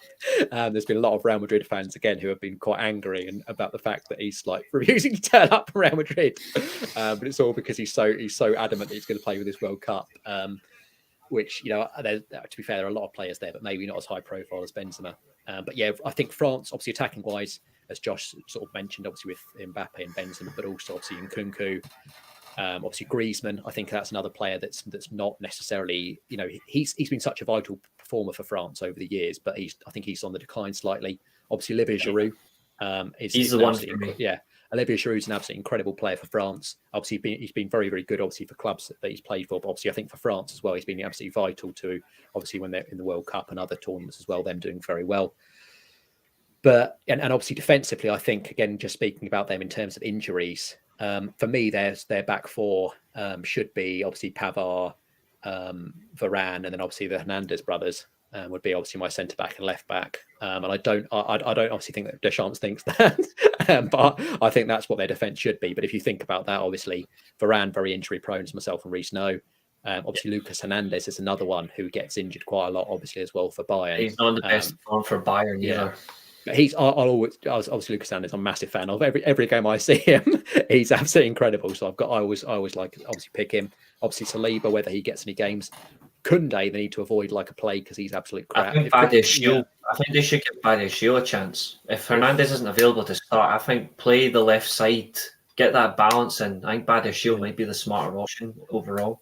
As you say, Deschamps likes to play Rabiot and stuff like that from back and stuff too. Yeah, that's the thing. Again, what he hasn't learned as well. Just the very final thing, obviously, because I can bore on about France for quite a long time, because obviously I'm familiar with a lot of their players. Is that obviously Ferland Mendy wasn't picked, and obviously that does mean that with France, obviously that again they're short left back, and just brings on to what Josh has sort of said, which is that. They found that out to their cost when we had fucking Rabiot. And we all know how shit Rabiot is. I don't care which fan you are. If anyone rates Rabiot, they don't deserve to watch football because he is fucking terrible. But Deschamps rates him in a way, so no doubt he'll get some matches. Yeah. But that's a big concern for France. So yeah, France second, and then Australia third, and Tunisia fourth. But yeah, I just had a lot to say about France, obviously. But yeah, that's my order. So Nathan, is your order any different to me or George's? Yes, it is. So for me, Denmark go top. Really impressed with their squads. The way they've been playing over the last couple of years has been absolutely superb. For me, France, they're going to full succumb to the World Cup curse. If you're the reigning champions, you never defend well. If you compare the two squads, 2018 absolutely eats away at the 2022 squad. It is so pinned down, in particular in defence and in midfield as well. And if I'm quite honest, I would not be surprised if France actually finish third and Tunisia come in second. They are a tough nut to crack. If anyone has watched them during qualifying, they are very, very good defensively and should not be slept at. They can sneak a goal. They can win 1-0. They could probably keep, for example, France at bay, especially if France don't give them enough respect. They can go in, bang, 1-0 there. However, you can't sleep off France's attacking line. However, I do think the World Cup curse for the host, for the current holders, will play into account. And I wouldn't be surprised if they go out in the group stage like Germany did and like Spain did at the last two World Cups. So, yeah, I'm going to have Tunisia third to play it safe. However, as I said, won't be surprised to finish second. And then Australia, for me, they haven't actually won a World Cup match since 2010. So I'm going to put them bottom. Doug, what's yours? Denmark first, France second, Tunisia third, and Australia fourth. Reece? Yeah, I'm the exact same order. And touching on it, why I also think France won't do well is because of one, Theo Hernandez, brilliant left back, but his disciplinary issues have not improved. He is getting frequent red cards in the Milan team, which is extremely agitating. And secondly, even though I like Hugo Lloris, Maignan is a far better goalkeeper, and Maignan is still not back from injury. And I think I know exactly who Deschamps would rather play. Although he does have respect for Lloris, he would rather play Maignan, who for me is a top 3 world goalkeeper. Like, he is on a completely different level. Yeah, I think that's two other things. I think as well, he needs to go away from the system he's playing. Yeah. I think France's best ever successful teams have always been in a diamond midfield. They've always been brilliant with a diamond. I think realistically they should play touch too many in the holding role. I think Camavinga, realistically, in a box-to-box role, if you can get him going. And then I think they need to pull some players back. I think Griezmann realistically should be playing as a 10 in the tournament, not up front. And realistically beside him, Mbappe and Benzema, or Benzema and Olivier Giroud. But I think the key for France really is Olivier Giroud, because even though he didn't score in the last World Cup, Mbappe isn't the reason they won the World Cup. It was definitely Giroud, in my opinion. Yeah, I agree. I'd like to also add that after this World Cup, Didier Deschamps will walk. It's already been confirmed. Zidane's getting the job in January. Confirmed. Same with Koeman taking the Holland job. They're both taking the job in January. That's something I did not see. There you go. George, over to your next group. There's only the group of death. Yeah. Or is that called the group called Mastershire? Yes. Okay. So obviously move on to Group E. We've got, obviously in this specific group, we've got Spain, Costa Rica, Germany, and Japan. Now this, is definitely one of those groups again where it's going to be quite difficult to call. I think quite a lot of top teams in this specific group. But yes, Nathan, if we start off with you, if I can have your 1 to 4 as always, please. Right, so for me, Germany top this group. I think if you compare the two that are going to go through in this one, I think Germany will just about edge it with experience. Hansi Flick are really great as a manager, of course. I think they will probably... I think they're going to go for all max points for me. Spain, still a very young squad, still in transition for me. But as we say every time, in particular, what we got to watch is that Spain do not disrespect the likes of Japan or Costa Rica, who I know can definitely get points out of them, so they need to be careful. And especially if they let their guard down, they could go out in the group stage. Then it's so difficult, this one. I'm just going to give it to Japan in third place and then Costa Rica finishing bottom. They're not going to have the heroics as they did in 2014, but I think they'll press it. But I just Japan, there's an upset waiting to happen for them, and I think they are going to get it at some point in this group. Perfect. Yep. And if I can have your 1 to 4 as well, please, Doug, for this group. Ooh. Germany first, Japan second, Spain third, Costa Rica fourth. Okay. Because I think Spain's squad is average at best. Defensively, not the best. Eric Garcia, if they play Eric Garcia, he is going to have a lot of players run rings around him. He is so bad defensively. I cannot understand why they haven't picked Sergio Ramos. Yeah. I was going to you'd actually just remind me of that as well, because obviously, again, I follow Ramos on Instagram, and it was quite emotional sort of watching, reading his specific message, obviously, about his World Cup. Consummate professional, arguably the best captain of all time, Ramos, certainly obviously in that conversation. And to see that Garcia has been picked over it, I think a lot of people were just like, what the fuck's happened here? For the future. Reece, I think obviously it's no surprising what your number 1 is. But yeah, if you could just tell me your the remaining three, if that's okay. Yeah, my boys obviously winning the group. Obviously a big few misses in the group. Obviously, Marco Reus again, ankle injury, another big turn for him. Like, I'm honestly sick to death of him getting injured. It's a damn shame. Like, this guy deserved to be in the World Cup in 2014. He should have been in the Euros in 2016. Like, he is a phenomenal player. It's a shame he's missed.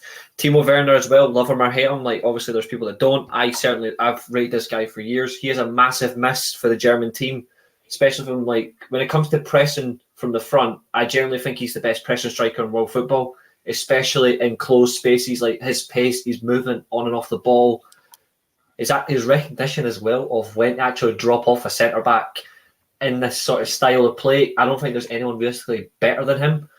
But the likes of Karim Adeyemi, who I rave about as well, Doug can vouch me on that. I call him Addy King for a reason. Yusuf Moukoko as well, fantastic young striker. Nikla Füllkrug, fantastic season for Werder Bremen. He's definitely come into the fold. But it's the players behind as well. The likes of Thomas Muller going to another World Cup. I think he's going to win the Golden Boot. So there's a shock for you. I think Jamal Musiala is going to have the tournament of his life. He's coming into such amazing form. It's always great that he fucked off England for a better team, but hey, well. And I just like the overall balance of the defence, whether it's in the back four or a back three. David Raum has settled so well into a back four with Marco Rose coaching him at Leipzig. On the right-hand side, Klosterman, Jonas Hoffmann as well at times. He plays the role really well. I think he's the best option if we play a back three. I would play him as the right wing back because he's bursting pace on, especially when he cuts inside as well. But it's just that sheer balance, and obviously in the midfield, like Joshua Kimmich is the best European defensive midfielder for me. I think he's completely untouchable. You've got the likes of Leon Goretzka as well. He's come back into really good form. No surprise, Bayern are now back in the top of the league because Goretzka's into form. Ilkay Gundogan as well, Man City captain. He's a stalwart of Hansi Flick. He's been arguably Hansi Flick's best midfield player since he's got to the job.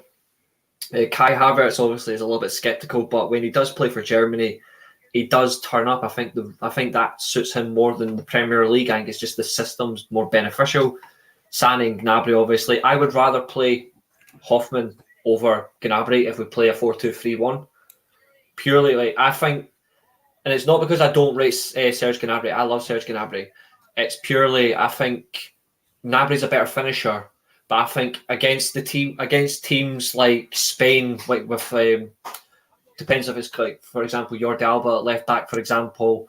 I think Jonas Hoffmann is a far better presser, and I don't think Jordi Alba could actually cope with that. I think Serge Gnabry would more likely come in for the opportunity to score, whereas Hoffmann, we saw against England as well. Like when he got at England's back three, they couldn't handle him, and I think he is that type of player as well. I think he's extremely underrated. And obviously the back three itself, and obviously the goalkeepers. Like, I think when you look at talent pool in terms of goalkeepers, the two best teams for goalkeepers, in my opinion, in the tournament is Brazil and Germany because they're so stacked. Yeah. So like you could take Ter Stegen out or take Neuer out of the German team. It doesn't matter. Whoever plays ahead, you've got it. And obviously Kevin Trapp is a brilliant understudy. But I'm looking forward to seeing Bela Kotchap play as a young option as well. Lucas Klosterman. I'm glad he's going, and obviously, I think even though it's a bit harsh, but it's a shame he's not there. I think Mats Hummel's experience could have been valued, even though he's not what he used to be in terms of pace. His experience I always value, especially Hansi Flick. But no, I think we're going to win this. I was a little bit sceptical. I do agree with the lads about Spain and Japan. Like, I don't think Spain's squad's particularly great. I agree with Doug, but the massive difference is the manager. I think Luis Enrique, everyone knows, like, as other than Hansi Flick, I absolutely adore Luis Enrique. I think he's a fantastic motivator. His style of play is relentless, and I think he will get them over the line, provided he doesn't play Pedri. So I'm going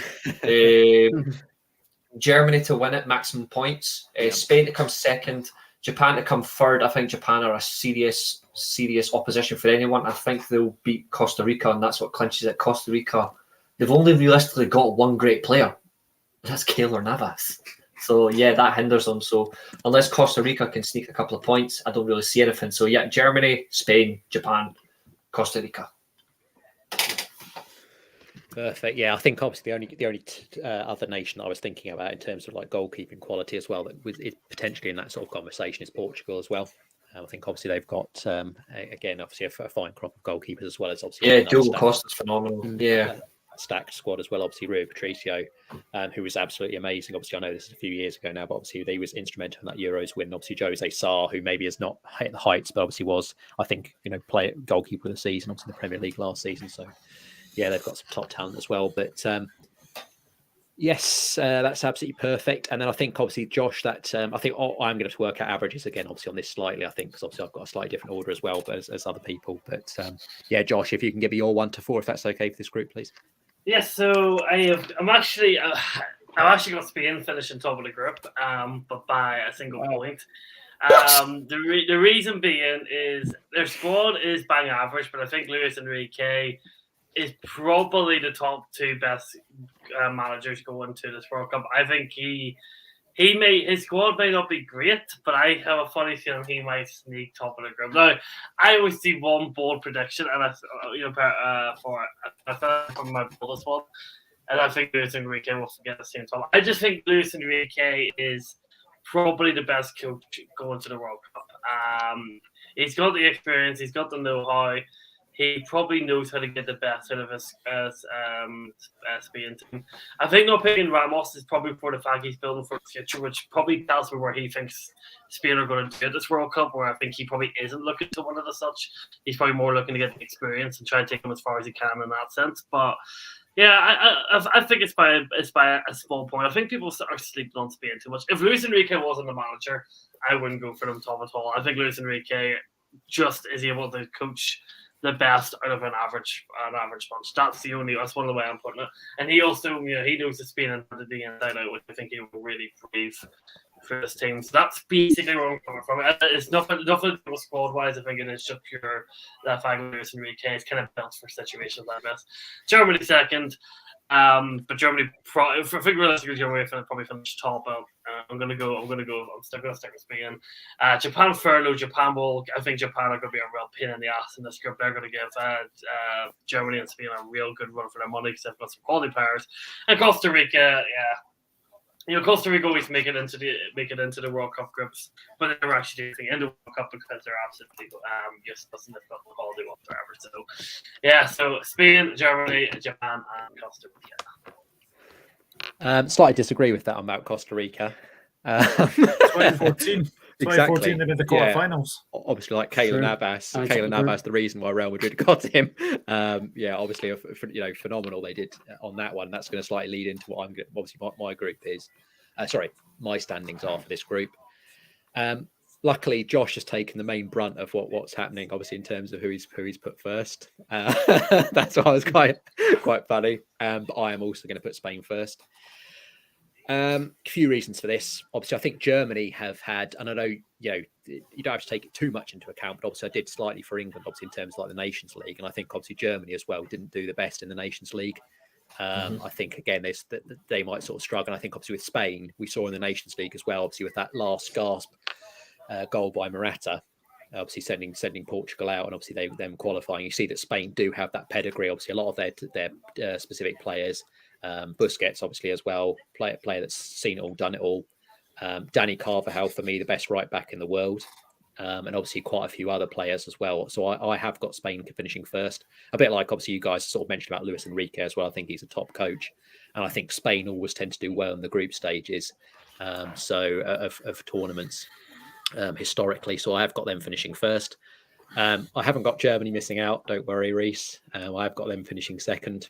I think obviously in this group, I think it is obviously those are the two, real strong teams. Doug, just very quickly before I say what you had Japan second, didn't you? Just to, okay. Just for me to make sure when I'm doing these accumulations in a second. Germany second. Obviously, you guys have already. I think obviously Reece has spoken quite expansively, obviously already about Germany. Phenomenal squad.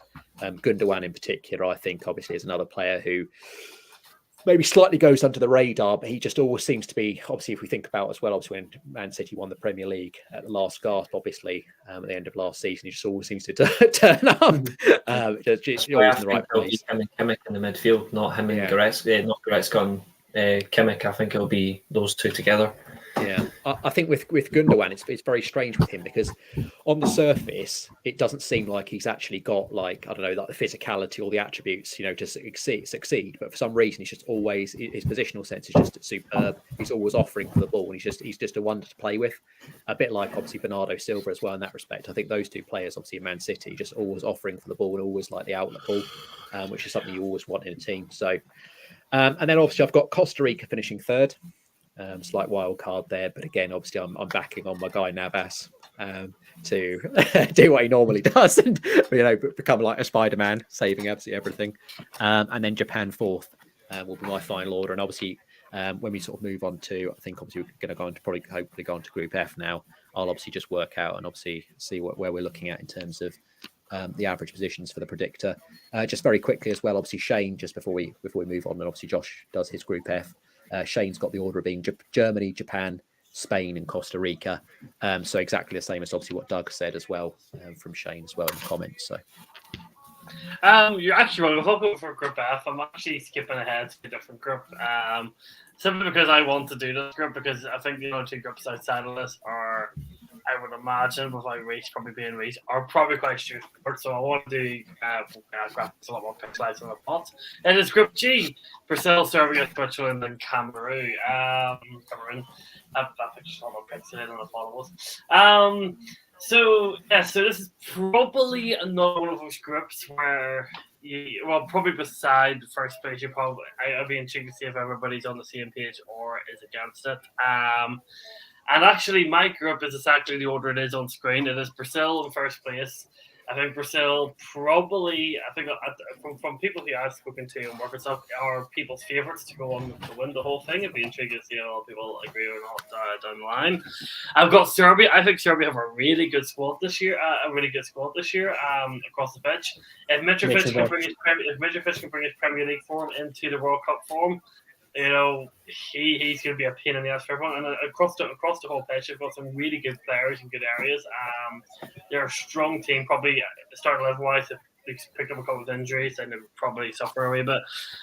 Switzerland are just not as good as they were a few years ago. They've struggled. I thought maybe they were probably lucky to qualify. I think in our group, I think Northern Ireland definitely had a few chances to cause them problems. I think obviously Shaqiri probably isn't as big for them as it was a few years ago. Hernandez, like the left back again, hasn't been as good. Granit Xhaka, I think Granit Xhaka is a bit of a doubt now because after what happened with him against Wolves, we don't know if he's going to be fit. It'd be a massive loss for them, being the captain and all. So I feel like Switzerland kind of fell off a little, but I still think a strong team. It's definitely going to be a really, really close. Between Serbia and Switzerland, I think Cameroon will finish bottom. I think they've got a really tough grip. I think they could cause problems, but it's a really tough grip, and I think Serbia and Switzerland are ahead of them. So yeah, my order is what it is on screen. I think Serbia are definitely going to be a team to look out for in this group. I think they're going to cause Brazil, Switzerland, and Cameroon a lot of problems. So Nathan, what do you think? So for me, Brazil definitely top this group. Like I said earlier, South American team is going to win the World Cup this year. I'm not going to spoil if it's Argentina or Brazil. Then I reckon Serbia will make it through in second, just narrowly beating Switzerland. Spoiler alert, that's what I think finished third. And then Cameroon, they have been in absolutely shocking form recently. So they are going to finish bottom of the group on 0 points. Doug, what's yours?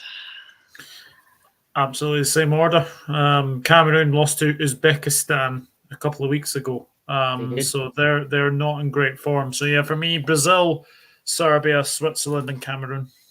Reece.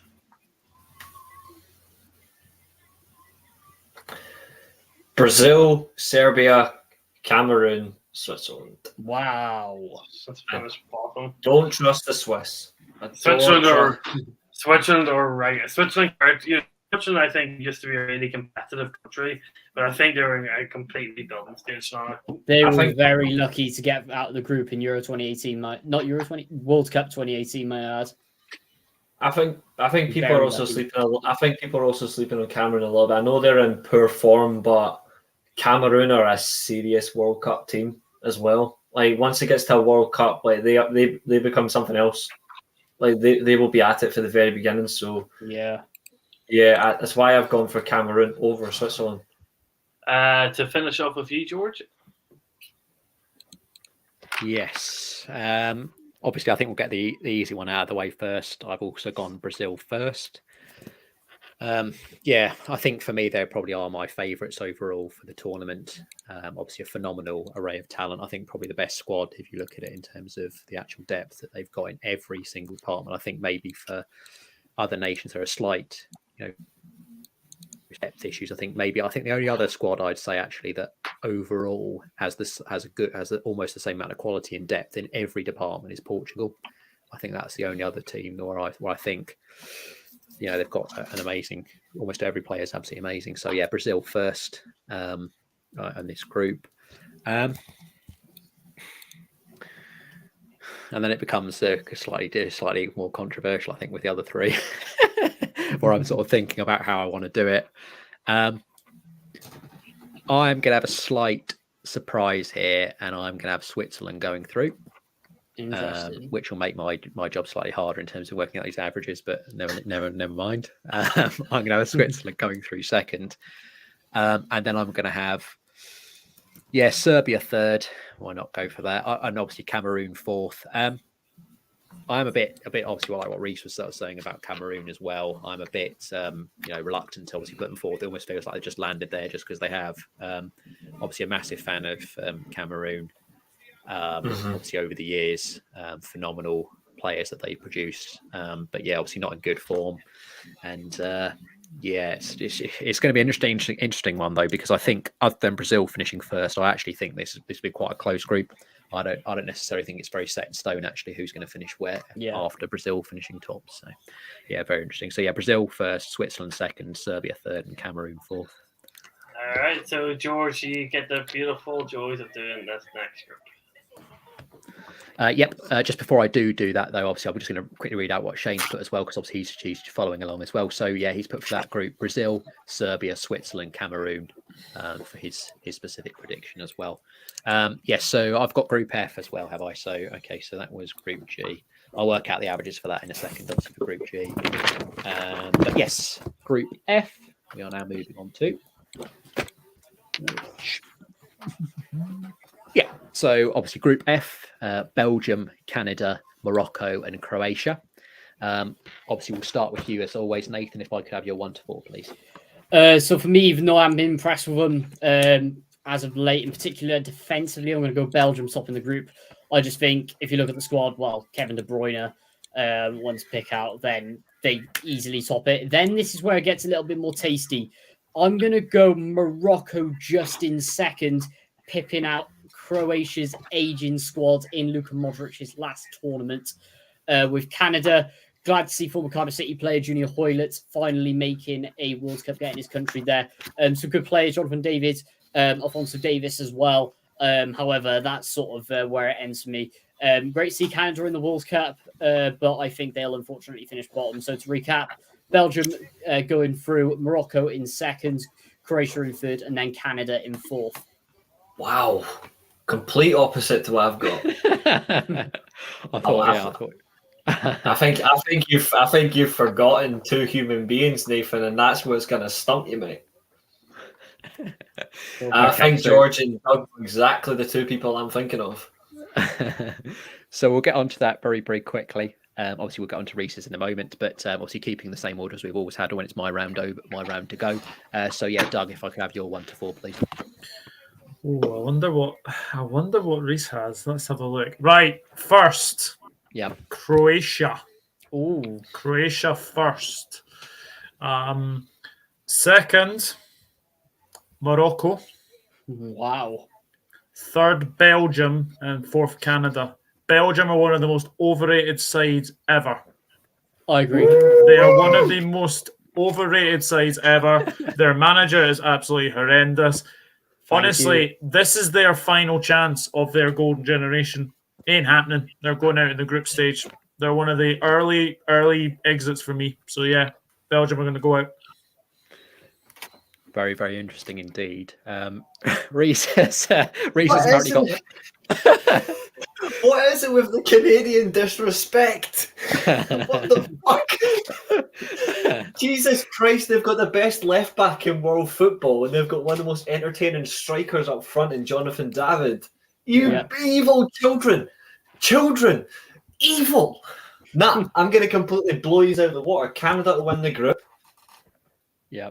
Canada to win the group. Belgium to finish second. Croatia third, and Morocco fourth. I don't think Morocco are special outside Hakim Ziyech.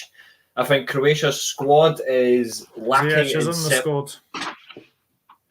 even proves a point. Exactly. They're nothing without him. Funny. Good one. Cheers, Maze. Appreciate that. Although it's distinctly average, but I'm not going to say anything else because I'm too nice. I genuinely think people are sleeping on Canada. I mean, I know I was generous to the Americans earlier on, saying America will win their group, but who was the team that finished above America to fucking qualify? It was the Canadians. I think Canada are an extremely good team. I think they're very underrated.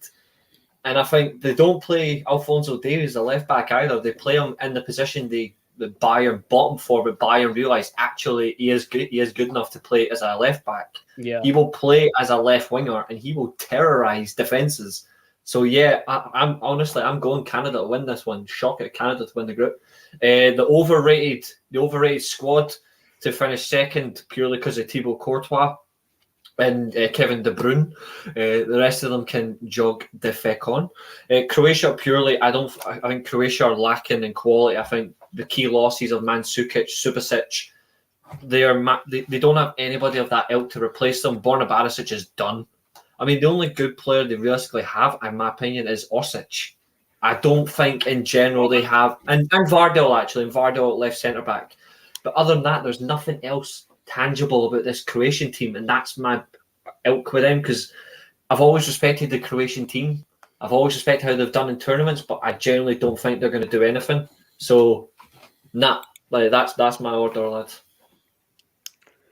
Perfect. Yeah, and obviously we'll just bring in Shane's here before we move to Josh's because Josh has very kindly brought up on the screen for me. So his order is Croatia first, Canada second, Morocco third, and Belgium fourth, which is going to be, as Doug sort of mentioned as well. It's that maybe the last chance of this so-called golden generation. So it's going to be a very disappointing World Cup. Obviously, if they get eliminated in the group stages.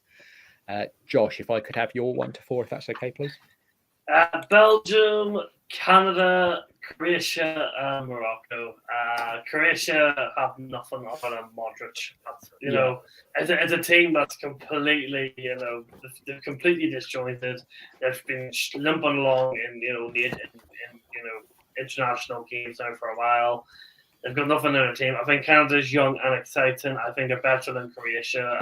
I think Belgium get top because of Kevin De Bruyne, and even though he hasn't been great this season, Roberto Martinez does seem to get best out of Hazard internationally. They've got enough to finish top of this group, but I don't think they'll get far in the knockouts. Canada probably finish second because I think Croatia have nothing on Morocco, Morocco just there to make up the numbers. I don't think they're going to do anything. They're not one of my teams that I think like maybe some like Japan or like the names of one of the past. I don't think they're going to cause any sort of hassle for any of these teams. I think they're going to be a bit of a walk in the park. Perfect. I've relatively. I'm going to just have to double check my math very quickly because I'd obviously done my table, so I'd worked out the accumulations, but I'm going to double check them in a second for them. But yeah, I've got same as obviously what Doug's got in terms of who's finishing top. I've got Croatia. Obviously, I can just never underestimate them. Obviously, and obviously I'm a massive fan of Luka Modric.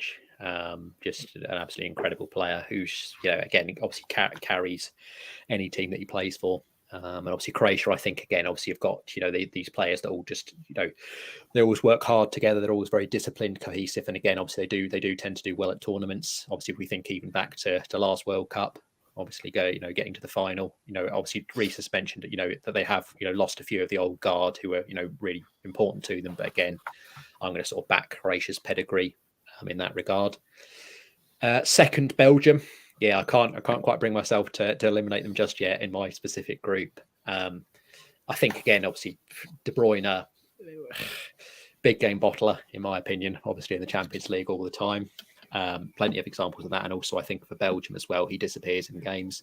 Obviously, Romelu Lukaku as well, terrible player. I can't, unfortunately, I can't get away from his trampoline touch and the fact that whenever he gets the ball, you just never know what's going to happen. And I think Belgium overall have got a good squad, good enough to just about qualify overall. And then Canada I've got third. Obviously for me, I'm a massive fan of Alphonso Davies, and that's the main reason why I'm getting them that high up, because I just love him so much. Obviously follow him on Instagram, TikTok, all that sort of business, trying to get him to come to Man United without any to no avail. So I still love his tweet when he trolled PSG after the World Cup final, because obviously his partner plays for PSG women's team, and his tweet was, "It feels good that I've smashed PSG twice." Yeah, no, he's. I think they've. I'll need to check this again, but I think they've broken up since then as well. But yeah, it was. Oh, have they? Oh well, yeah. I think you could say he's broke PSG 3 times. And then fourth, I've got obviously Morocco. Yeah. That's my order, and like I said, obviously, when Josh has obviously gone into his group as well, I'll work out, just make sure that these sums are correct before I give them. Obviously, work out the averages. So our final group to cover is Group H of Portugal, Joanna, Uruguay, and Korea. This is very difficult. This is difficult. Really difficult one to call, because I don't think for Portugal's amazing squad, I think they're hampered by a very outdated manager who really should have been sacked after the last international. And for some reason, he's actually been. I think his contract was actually extended to 2024. So. Santos seems to be the man who the Portugal FA still trust. But yeah, I don't really know if he can do very much with this. I think the only reason he's got 2024 is because Mourinho's still doing really well at Roma. So, first in this group, I've got Uruguay. I think Uruguay have a really strong, decent squad. Edison Cavani and Luis Suarez are still an incredible front two at international level. Darwin Núñez is obviously thrown into the mix now. I've got a solid defense. Midfield, they probably lack a wee bit, but I feel like this is a team that's got goals in them, and a team that are and Uruguay have always set up really difficult to beat. If you're one of I think they are literally the prime Atletico Madrid of international football. They are such a pain in the ass to play, and I feel like they're going to top of the group. I think they've got the best quality in it.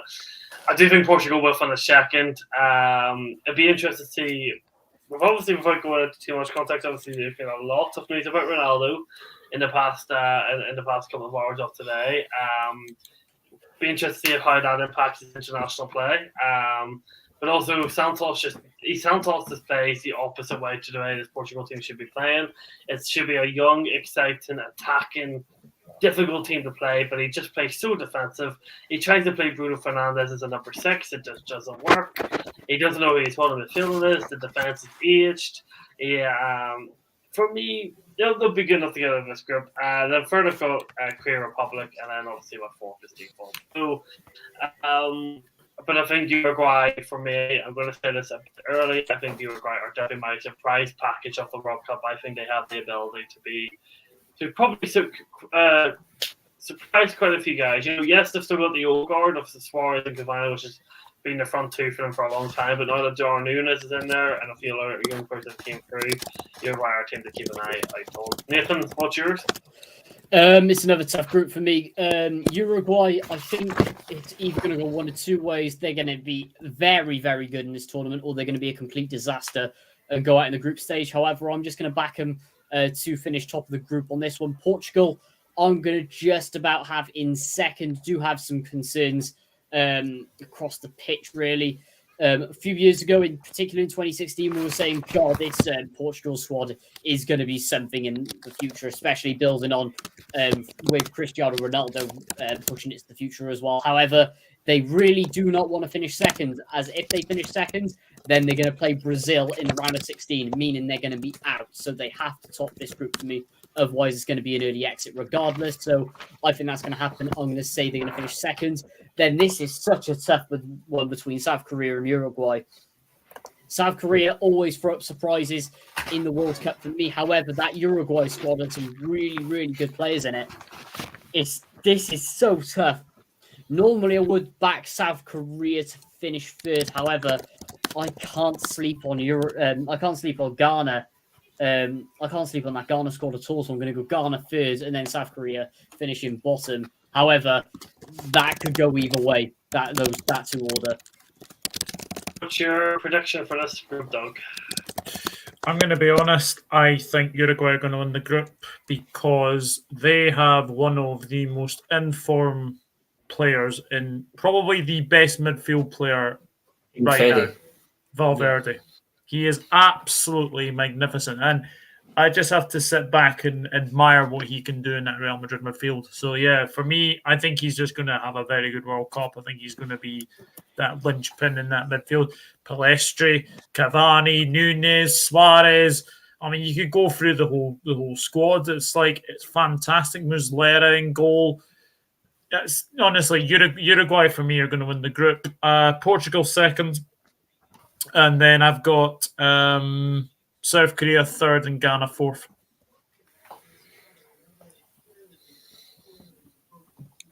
Apologies, I was doing something out on my computer.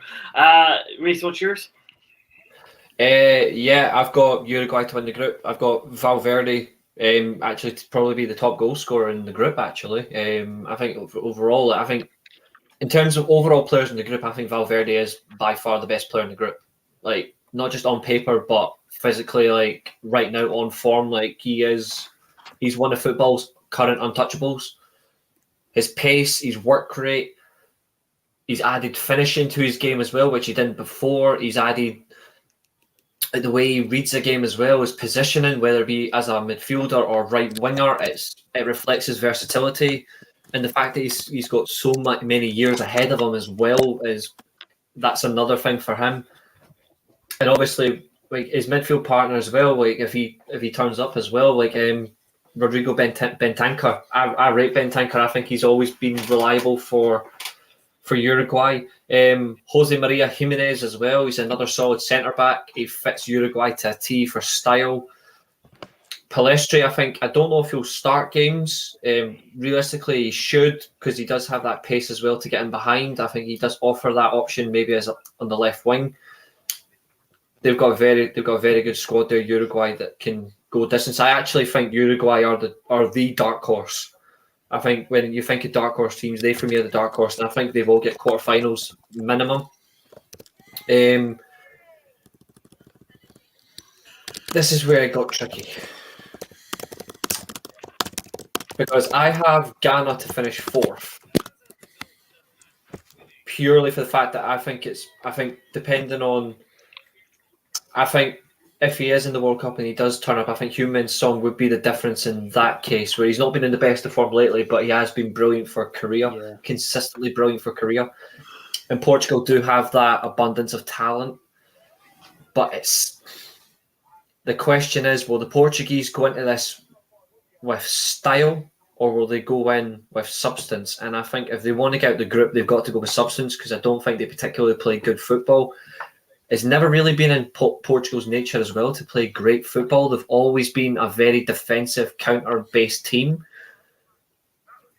But I think in terms of differences, Uruguay, I think, would hurt them far more than Portugal could hurt Uruguay. And that's why I've got Uruguay to win the group. I think Portugal will just edge it based on experience alone across the board. South Korea to finish third and Ghana fourth. This was probably the hardest group I've had to predict, but in terms of pure excitement, this is also the most entertaining group to come as well, because this group could end up in a complete shit show. This group could end. You never know. Like Uruguay might not even get out the group. Like that's how crazy this group is. But no, I actually think not only will Uruguay top the group, they'll get maximum points. I think they'll be one of the handful of teams that get 9 out of 9. I think only 3 teams in the entire tournament are going to get 9 points. And they'll be one of them. And George, to finish off with yourself? Yeah. obviously, there's been quite a consensus actually if we look at all the different averages on here.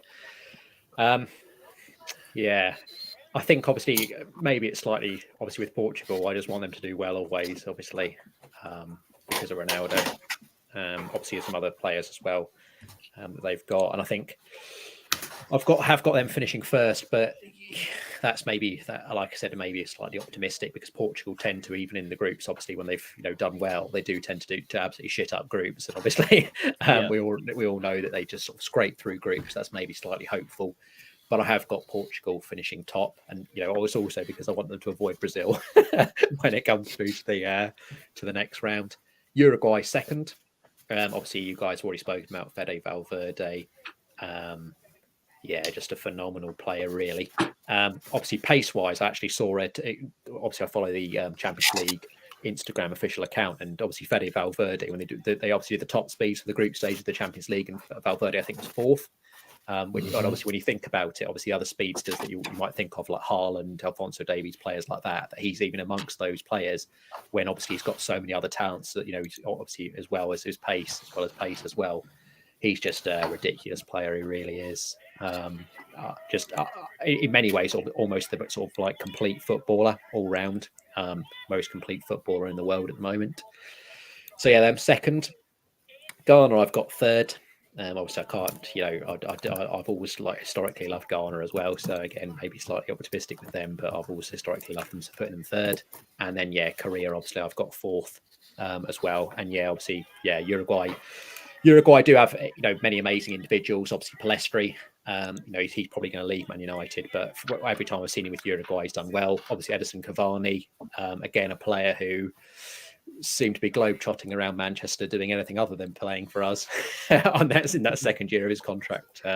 But a phenomenal striker. We've all seen it for many, many years with him. He's an unbelievable player, so he could be a massive difference maker. Sorry, just to quickly interrupt you. You're going to see me. You're going to see me disappear for 2 seconds. I just have to quit my browser so I can share my screen because I have to enable the settings on my system preferences. So it needs to quit the browser. So I will disappear for 2 seconds, but we'll be back. So someone just keep talking about something while I disappear. That's fine. I will. That's fine. I will. Yes. Anyway, so back to what I was speaking about. So I've got obviously with Uruguay, Palestri, Cavani, obviously as you've spoken about. Obviously as Reece has mentioned, Jimenez as well. Obviously in terms of the defence, I think Uruguay just overall have such an incredible team, and obviously just to sort of pick up on what Reece was saying as well, I do have them. They're sort of my dark horse because it's very difficult really in terms of because obviously with dark horse there's no sort of set thing for what you would call a dark horse, but I think Uruguay certainly fit that category for me. Obviously a team that could go far, but again obviously just to pick up on what everyone's really said is that this group is probably the most exciting group in terms of every team can take points off another. I think that also helps by the fact that Portugal are no sort of dead certs. I think in other groups, obviously like Argentina and Brazil, everyone had them finishing top, but I think with Portugal their tournament form is slightly hit and miss. So that's obviously what gives this group a bit of flavour. I think we've seen that as well. And like I said, in the previous tournament with Portugal, they don't, perform necessarily as well as they should do. But let's just very quickly, obviously, before we get into other things, obviously we're just going to have Shane's as well because obviously he's kept all the way through. So he's got Uruguay first, Portugal second, Ghana third, and South Korea fourth. As well, and just very quickly, obviously for all you guys as well in here as well, obviously for Josh to note this down as well. I've already worked out Group H's average. I think the only average I need to go back on is about two or so groups about. But Group H, the average is Uruguay top, Portugal second, Korea third, and Ghana fourth. All right, so moving on to our next element, which is going on to try and do an average World of Fun podcast prediction for the rest of the World Cup. So going off our average predictions for the group stages, and then we'll go off a majority vote for the knockout stages from our producer. It may not be the most accurate prediction, but it's the best that we can do. So I believe, if I'm mistaken, Group A, we all had Senegal finish. Was it Senegal or the Dutch? Dutch was top. Netherlands to win and then Senegal second. Senegal second. Group B was... So Group B was England and then USA. America. Group Argentina and Mexico, I think. And Yes. then I do have George. Actually, I can't see the private chat because I had to quit out George. You're going through Group D it. was so- Denmark and France. Group Yes. D was Denmark, France. Denmark's Yeah. win it. Group Group B, B, Germany. Germany and Spain. Yeah. Group F was Croatia. Group F was Belgium, Croatia. Belgium first, and then Croatia second. And then Group G was Group G. Brazil and Serbia, I think. Let me just double. I'm just bear with me on G. I'm just trying to work this out. So 2, 4, 5, 7, 10. I think 1, 2, 4, 5, 6. Double check this 1, 2, 6. Yep, that's right. And still 2, 4, 5, 7, 10. Yep. Serbia 3, 6, 9, 12. Yeah, that's still right in Brazil. Yeah. So yeah, exactly as you got it there, Josh. I just wanted to double check. So yeah, Brazil first and Serbia second. All right, so this is where things get interesting. So moving on to our round of 16 matches. So this is all going to be, so basically whoever says the team the most wins. So obviously we have 5 of us here, so we can't have an even split. So one team is going to win either way. So I'm going to start from bottom, moving upwards. So again, same thing as before. Me and George will take turns in explaining the games. I will start off with the Dutch and America. Doug, what do you think in this game? Netherlands. Netherlands, Reese. Yep, Van Gaal's top shagging Dutch. Yep, Holland. Nathan. This could be an ugly scoreline. Netherlands. Mr. Kyle. I do think Netherlands, but I wouldn't sort of sleep on the US on that one because we all know that the Dutch, we've always thought they're going to do well in tournaments and they fuck it up against someone they're not expected to. So yeah, I don't think that can be that plain sailing. So, but yeah, Netherlands overall. Yeah. I have no issue with that one. Yep. Obviously, we move on to the round of 16 match 2, and we do have a cracker. If this indeed happens, we've got Argentina against France. We all remember, obviously, in the World Cup last time. Obviously, it was almost the Mbappe game. Obviously, France did come out on top, but obviously, role reversal somewhat. I think this time, obviously, with Argentina heading in as favourites, and maybe France with a few losses, and obviously maybe Deschamps, despite his, the fact that he's obviously got a good record in terms of winning trophies with France. Maybe there's some slight question marks on him. So yeah, Doug, who do you think is going to win out of Argentina and France? I think there's going to be revenge, Argentina. And then Reese. 4 years ago, it was the Mbappe game. 2022, this is the Lautaro Martinez game. Argentina for me. Perfect, Nathan. Completely agree, Argentina. And Josh. Yeah, no, I've got the disagreement. I think Argentina are a team from compared to 4 years ago. Argentina were in a mess here. Team have got stintability. They've got the squad. They've got the depth. They've got the better coach. And I feel like France are in for a bit of a reality check on where they are right now. Yeah, and I'm also going to go for Argentina. Obviously, I think obviously with Martinez, obviously for Argentina, I just think obviously that defense, I think they're just going to be, and obviously like I said, Mbappe, I just feel like he just misses a lot of things. Obviously, not only was he shit in that Switzerland match, missing hatfuls of chances, but also obviously the penalty as well. So yeah, I think Argentina have got the edge in that one. Moving on to England taking on Senegal. I'm going to go for my shock of the prediction. Senegal to beat England. Sadio Mane comes back. Sadio Mane will come back because he is led to believe that if he is fit at the latest, it will be for the round of 16 game. I think he'll come back. Senegal will get that motivation. They'll have the confidence from getting free on the grip. And they're going to come up against an England team who I think are going to be very poor, very disjointed. And I think Senegal are going to cause the upset against England. Doug? Yeah, 100% agree. I think this is bye Gareth Southgate time. Senegal. Yes. Reese? If Mane's fit, then Senegal. If not, then I think England might progress. But I've said it for months. I need to stay consistent with what I'm saying. So yep, Senegal. Nathan? Senegal. George? I'm going to say England. I think obviously with Senegal, obviously like I said, I've mentioned so many glowing things about Mane, one of my favourite players, but obviously doesn't really matter that much in terms of who's going through. But I think England will win that because I think with for us, obviously with like Pickford, and then obviously Mendy, I think there's a massive difference there. And I was like Koulibaly, I think is in terrible form as well. So yeah, I would fancy us in that one. Okay, that's And then yes, my go again. Obviously, so yeah, we've got Denmark against Mexico. Obviously, Denmark, we obviously had going through top, and I think obviously there was quite a consensus as well about Mexico. So another interesting tie. So who do you have going through out of these two, Doug? I actually think Denmark are going to go far, so I've got Denmark. And then that's your turn now, Reese. Yep, second that one, Denmark. Denmark. Nathan said Denmark, and you, Josh? Yep, I say Denmark, but I say it's going to go to a penalty shootout, and Denmark will win the penalty shootout. That's not the game, man. Yeah, I also say Denmark as well, but I think they'll do it in extra time. It'll be a tough one for Denmark regardless, I think. Germany taking on Croatia. Very simply put, I'm going to say this first because I don't think anybody's going to disagree. Germany will probably beat Croatia and beat them quite easily. Doug? Yeah, I think Germany will win that one. Reese? Yeah. No question. Nathan? Germany. George? I actually think Croatia will, but obviously it doesn't really matter in terms of that sort of thing on there. But I think Croatia would do that. Again, I just feel like Croatia are just that team that just grinds out results. So yeah. And then we're obviously moving on to another one of the matches, and I seem to be getting all the good ones because again we've got a matchup of two absolute behemoths. Brazil, again, obviously one of the favourites. Obviously 20 years on from probably my favourite World Cup when they won that, against Portugal. Obviously, recent Euros winners, obviously Nations League winners in recent years. So yeah, a real clash of the Titans. Doug, who do you think is going to win out of these two? I think if this is the round of 16, I think this could get ugly, Brazil.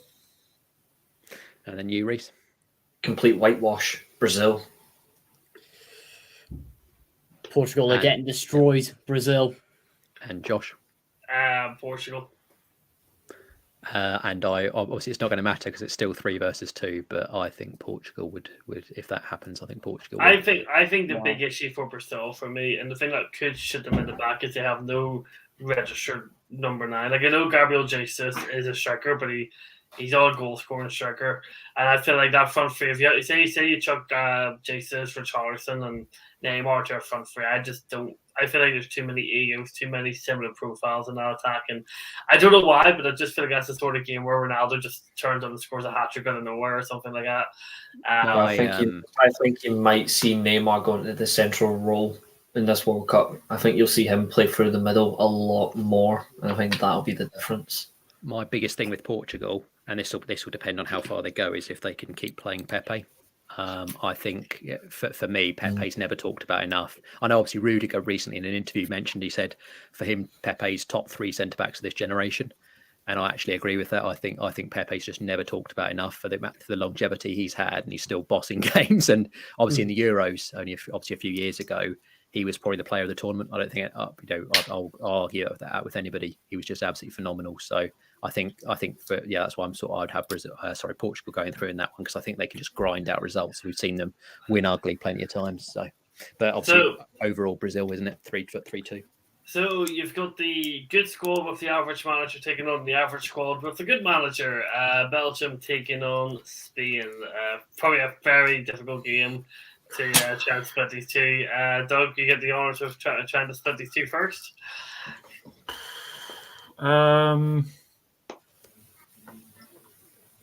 Do you know, as much as I've actually criticised them, I actually think Belgium could beat Spain. I'm going Belgium. Reese? I do as well. Nathan? I'm going to say Spain on penalties. George? Spain, yeah. I think, again, I think Belgium are massive bottlers. And I think Spain, again, obviously recent tournaments and obviously Nations League and stuff like that, they know how to win. So, yeah, Spain. I'm in agreement. I am going Spain. Luis Enrique in a tactical battle against Roberto Martinez. There's only one way. The two fast, direct wingers of Spain against the non-shift fullbacks that Belgium have, and I think if Belgium don't have, I don't think Belgium really have a registered number 9, because I don't think Lukaku's going to be fully fit. So they just have nothing up front. If you can keep Kevin De Bruyne and Tielemans going at midfield, you can get out of that Belgian team. I think Luis Enrique, is tactically assured enough to get that done. Yeah. Yep, and I think I'm pretty sure everyone's going to be 5 out of 5. I think it's going to be 5 out of 5 on this last one, which is Uruguay versus Serbia. So if we start off with you, Doug. Yeah, Uruguay. Reese. Yep. Nathan. Uruguay 4, Serbia 0. Josh. Yeah, that's it. And Darwin Núñez hat-trick. Uruguay for me. Okay, moving on to the quarterfinals. George, I will do the first two. You do the bottom two. So starting off with the Dutch taking on Argentina, Louis van Gaal and Lionel Messi. Doug? I'm going to say Argentina just. Reese? I think this could go the same way as 2014. I'm going Argentina to win on penalties. Nathan? Argentina. George? Yeah, I mean, obviously, this is quite funny the way this has worked out, obviously, the quarterfinals, because obviously, if we think about the 98 World Cup, there was Netherlands, Argentina that day, and obviously, Dennis Bergkamp scored one of the best goals you're ever likely to see on a field. But yeah, I think for me, Argentina, like I said, I think with Netherlands, I think they do lack, again, that definitive, definite goal scorer, and I think Argentina will just about edge it in that regard. And obviously, again, obviously the Argentina defence, I think, is much better. So, yeah, and I think defence is actually in knockout stages matter a lot more than attacks. So, Argentina, I've got going through in that one. So the other game we have is Germany taking on Brazil. Yeah, this could be ridiculously difficult to call. Doug, what are you going for? I think there will be. I think this will be revenge time for Brazil. I think Brazil will beat Germany. Reece, you're going to say Germany, I assume.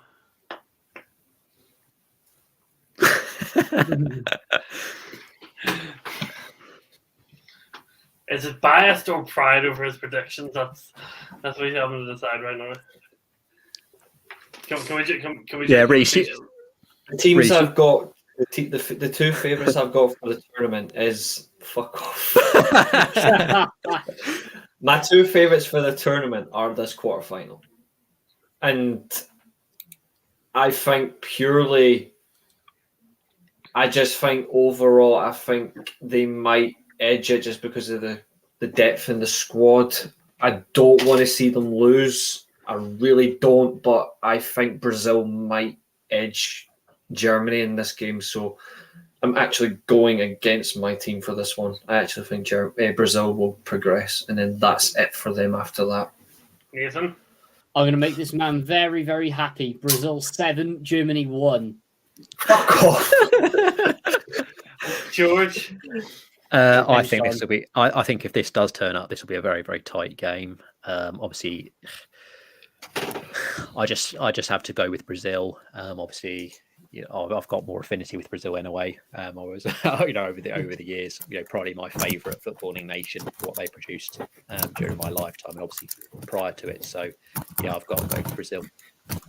I would go with Germany. But there's no point me explaining why, because it's not going to be different. But I think Germany, I don't know, I feel like Germany in the midfield battle would probably dominate. Brazil in this case, but it is just a matter of could that Germany defense stop Brazil. That is a different question, but obviously it depends on what happens after the group stage. I'm also trying to be consistent because I said Brazil weren't going to make it past the quarterfinals. I'm also trying to stay consistent in that sense. Yeah, I hate to cut my time short on the stream tonight, but actually I'm needing to go. But I've put my stuff in the private chat, so I'll just quickly mark it for everyone. Sorry, I just realised my quarterfinal marks. It's Denmark and Spain. I meant to say qualify. Denmark to lose to Spain, and then I've got Argentina to beat Spain in the World Cup final. Okay. Well, thank you very much, Reece, for coming in. Yeah, thank you. I appreciate it. Thanks for having me, boys. It's been a great stream, and George, fantastic tonight. You've done absolutely brilliant. So keep at it, guys. I'll see you on Saturday for the World Cup, World of Football podcast quiz as well. where we will be absolutely obliterating it, or should I say, I'll be obliterating you. So, these little guys, well done, George. You've done amazing, man. Thanks. Perfect. Yeah. So obviously moving on to the other two quarterfinals, and Josh has obviously given me the slightly less exciting ones between but on there as well. I was quite interested actually, just before we briefly go into it, obviously who wants there, is that it actually, now that I've sort of worked it out, if England did manage to get through, they actually do have a relatively, now I still see it, they've got quite a good path to the last stages, actually avoiding quite a lot of the favourites, but nevertheless, obviously Senegal have gone through. So yeah, Doug, who do you think, obviously Senegal versus Denmark, who do you think is going to progress in this one? I've stuck by my word. I'm going to say Denmark. And Nathan? I'm just going to say Denmark. Just. And Josh? Senegal. And I'm going to go for Denmark. Obviously, again, just I feel like Denmark all the way through have got a real quality. But obviously, if England managed to face them, if the way it went the way, and I think we'd go through against them. But yeah, Denmark in this one. And then last but not least, obviously Spain versus Uruguay. Again, obviously, I think this is quite a titanic clash as well. But Doug, who do you have winning this one? Uruguay. You're right. Uruguay. It's Uruguay then. I actually think Spain would win that, a bit like obviously what Reece has done. So it's still 3 versus 2, so Uruguay to go through. But I think Spain would win that.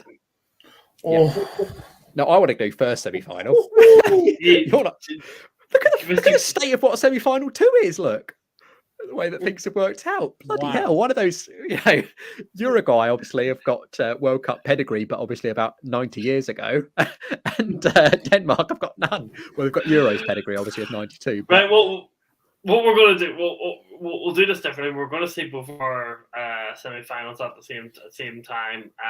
So for me. Semi-final 2, I would go with Uruguay, and semi-final number 1, I will go with Argentina. Okay, are we going to? So you're going to keep track of this, are you? So I will say Brazil in semi-final 1, and semi-final 2, Uruguay. Mr. Nathan. I'm going to throw a curveball in there. I'm going to go Argentina-Denmark.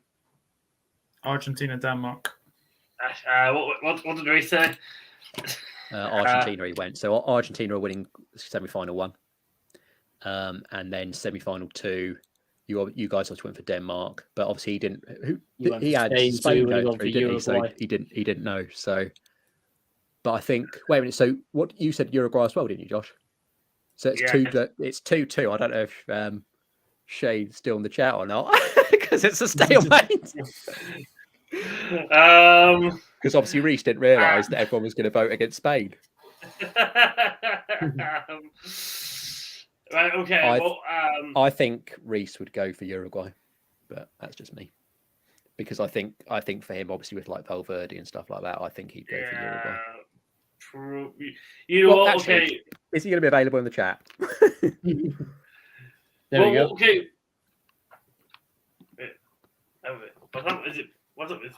Oh yeah, Shane's. So Shane's put. We'll use Shane as the tie break, because obviously he said Uruguay. Okay, Shane breaks the Uruguay. So our final is Argentina taking on Uruguay. George, I'll let you take a final one. Go ahead. You get the final. So yeah, Argentina versus Uruguay. Amazing, really, a South American final, the way it's sort of worked out. Doug, who do you have winning this final? I think it's just written in the stars for Lionel Messi. 1000th game could potentially be the World Cup final. Lionel Messi wins it. Argentina. And Nathan? I completely agree. Said it from the start of the stream. South American team are going to win the World Cup, and that will be Argentina. Finally, Lionel Messi winning a major. Well, he's already won the Copa Libertadores. He's going to win the World Cup and do something that Ronaldo will never do. And Josh? I've got Argentina. I think it's between Argentina and Brazil, between everyone's 2 favourites. So I think the fact that Argentina became our... assuming George, you're going to say Argentina. I can't say... Oh, you're not? Oh, damn! You're going to win the World Cup. I would, I'd like to hear your thoughts on that. whatever comes up, I don't think Argentina are going to win the World Cup. Saying that as well, I'd like to add that I think Argentina are going to do it for Diego Maradona. Yeah. I think obviously it doesn't really matter because obviously it's 4 versus 1, but Yeah. I think whatever happens, Argentina won't win the World Cup.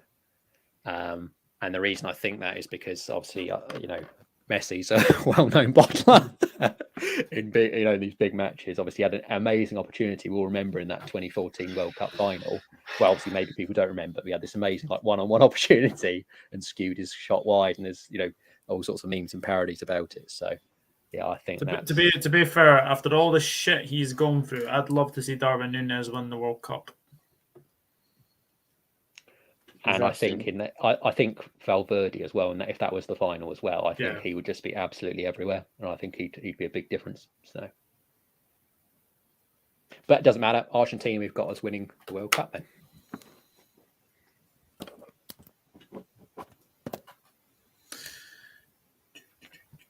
Sorry, I completely lagged out there. That was really random. I get the amazing joys to get the third place playoff. Brazil to beat Denmark. Anybody disagree? Yeah, Brazil beat Denmark. Brazil. No, Denmark beat Brazil. I don't know why they do these third place playoffs. They're like the most pointless thing ever to say. But that is it. So we've got Argentina to beat you. We've got Argentina to win the World Cup other than George, who thinks it's probably not going to be. I don't think he has Uruguay winning it, but I don't think he doesn't have Argentina winning it. I think that's probably the better way of putting it. So that brings the end to our World Cup predictions. Long stream. My final question to ask you all is, who is going to be the player of the tournament? That's the final question. George? Well, if it goes the way that we've just had it just now, then it's got to be Fede Valverde. But yeah, I think for me, who would I have it as? So I think potentially Messi will get given it because obviously it's like a PR thing, and that's where we've already seen him win a Ballon d'Or because of that. Obviously off Lewandowski, but probably one of the biggest cheats, one of the biggest scams I've ever seen in football history. So I think Messi will probably win it, but I'm going to say Fede Valverde. Doug? Player of the tournament's tricky. If it goes the way that we've been, going to put it, I would have to say either Valverde or Darwin Núñez. Nathan? Slightly surprising one, Lautaro Martinez. Oh, that's a shout. So on the 2-hour 40-second mark, a long podcast that comes to an end as the World Cup predictions have been concluded. A fantastic show. Unfortunately, for very obvious reasons, we're not going to be able to touch on any Premier League stuff. But I am going to get in discussions with Nathan, George, and Reese, and I will see. Obviously, I know the World Cup podcast will be also live on Saturday night for the quiz that Reese has got. But I will also speak with the guys and see if I can get a very quick show in. I'll see if I can get a very quick show in to touch on the. Doug wants to do the Golden Glove. Go ahead, Doug. Tell us your Golden Glove. There you go. Kasper Schmeichel. Kasper Schmeichel. You love your Denmark? Like, if you got like a wee Denmark flag tagging somewhere, you're like. No, I just have a feeling that Denmark are going to do well in this World Cup, and I just feel that they're very, very good defensively. I mean, I've been a big fan of Joachim Mæhle for a long time. The Atalanta player. He was very, very good. So, yeah, for me, Kasper Schmeichel. George or Nathan, any Golden Glove? Danny Ward. No way is he going to get it. I actually think obviously Brazil are going to do very well, and obviously this will please Doug. I think Alisson. Alisson. Okay. So As I said, Wonderful Podcast has a quiz on Saturday night with the guys. As I said, I'll also speak with George, Nathan, and Reese and see how we can get a quick, maybe like 45-minute show in during the week, just to see if we can talk to finish off on the Premier League. You know, do like a first half Premier League roundup sort of thing, even if it's just me or George, like the old days, or just like me and Reese. You know, I'll do shows in a minute. It's just one or two people, just to talk. Because obviously we have the Ronaldo saga, which maybe we'll better talk about later on down the line when more facts come out. So keeping our eyes out to see if that does happen. Not a guarantee, it depends on availability and all of that choppy stuff. But that's hopefully something I do aim to do. But it is only a fitting courage tonight that George do the outro before we went up. So George, the floor is yours to finish off the podcast. Yep. Obviously, thank you very much, as always, everyone, for joining us. Obviously, all the people that have, and obviously Shane in particular, all your comments, obviously, following us all the way through. Very kind indeed. Obviously, do remember when you are tuning in, obviously, to watch this back, to like, share, and subscribe. Obviously, looking to grow Josh's channel and so forth. And obviously, as Josh has already alluded to, and Reese as well, there are lots of exciting things happening on the channel. Obviously, we'll just shout out all our individual guests and obviously get them to share their socials, as we always do at the closing of every stream. So, Doug, if you could just shout out your channel and obviously any final words from yourself. No, it's great to be back on. And it's just the Doug F4 channel on YouTube. I've already done my World Cup predictions earlier tonight, and it was very interesting. So please go and check that out. I also went for the Golden Glove, went for the player of the tournament, young player of the tournament, and one player to watch as well. Perfect. Yeah. I think obviously just very quickly, obviously before we move on as well, I think, that one player to watch, I think, is Palestri. Obviously he's going to be playing for his future, obviously with Uruguay doing as well as we think they're going to do. I think he's going to be the real sort of breakout, if we can call it that. But yes, obviously moving on to Nathan as well. Nathan, if you'd just like to shout out your socials and obviously any final words from yourself as well. Links in description. Make sure you follow it, guys. I'm going to try and get some World Cup content out. In particular, I think the only watch along I'll be able to do is USA at the moment. Is the only one I'm available for. And aside from that, our full World Cup predictions are going to be out on my old man's channel by the end of this week. So sub to us as well. Perfect. Yep. And just our sort of final person, obviously my co-host and obviously the owner of this channel. And obviously the creator of this stream, obviously Josh.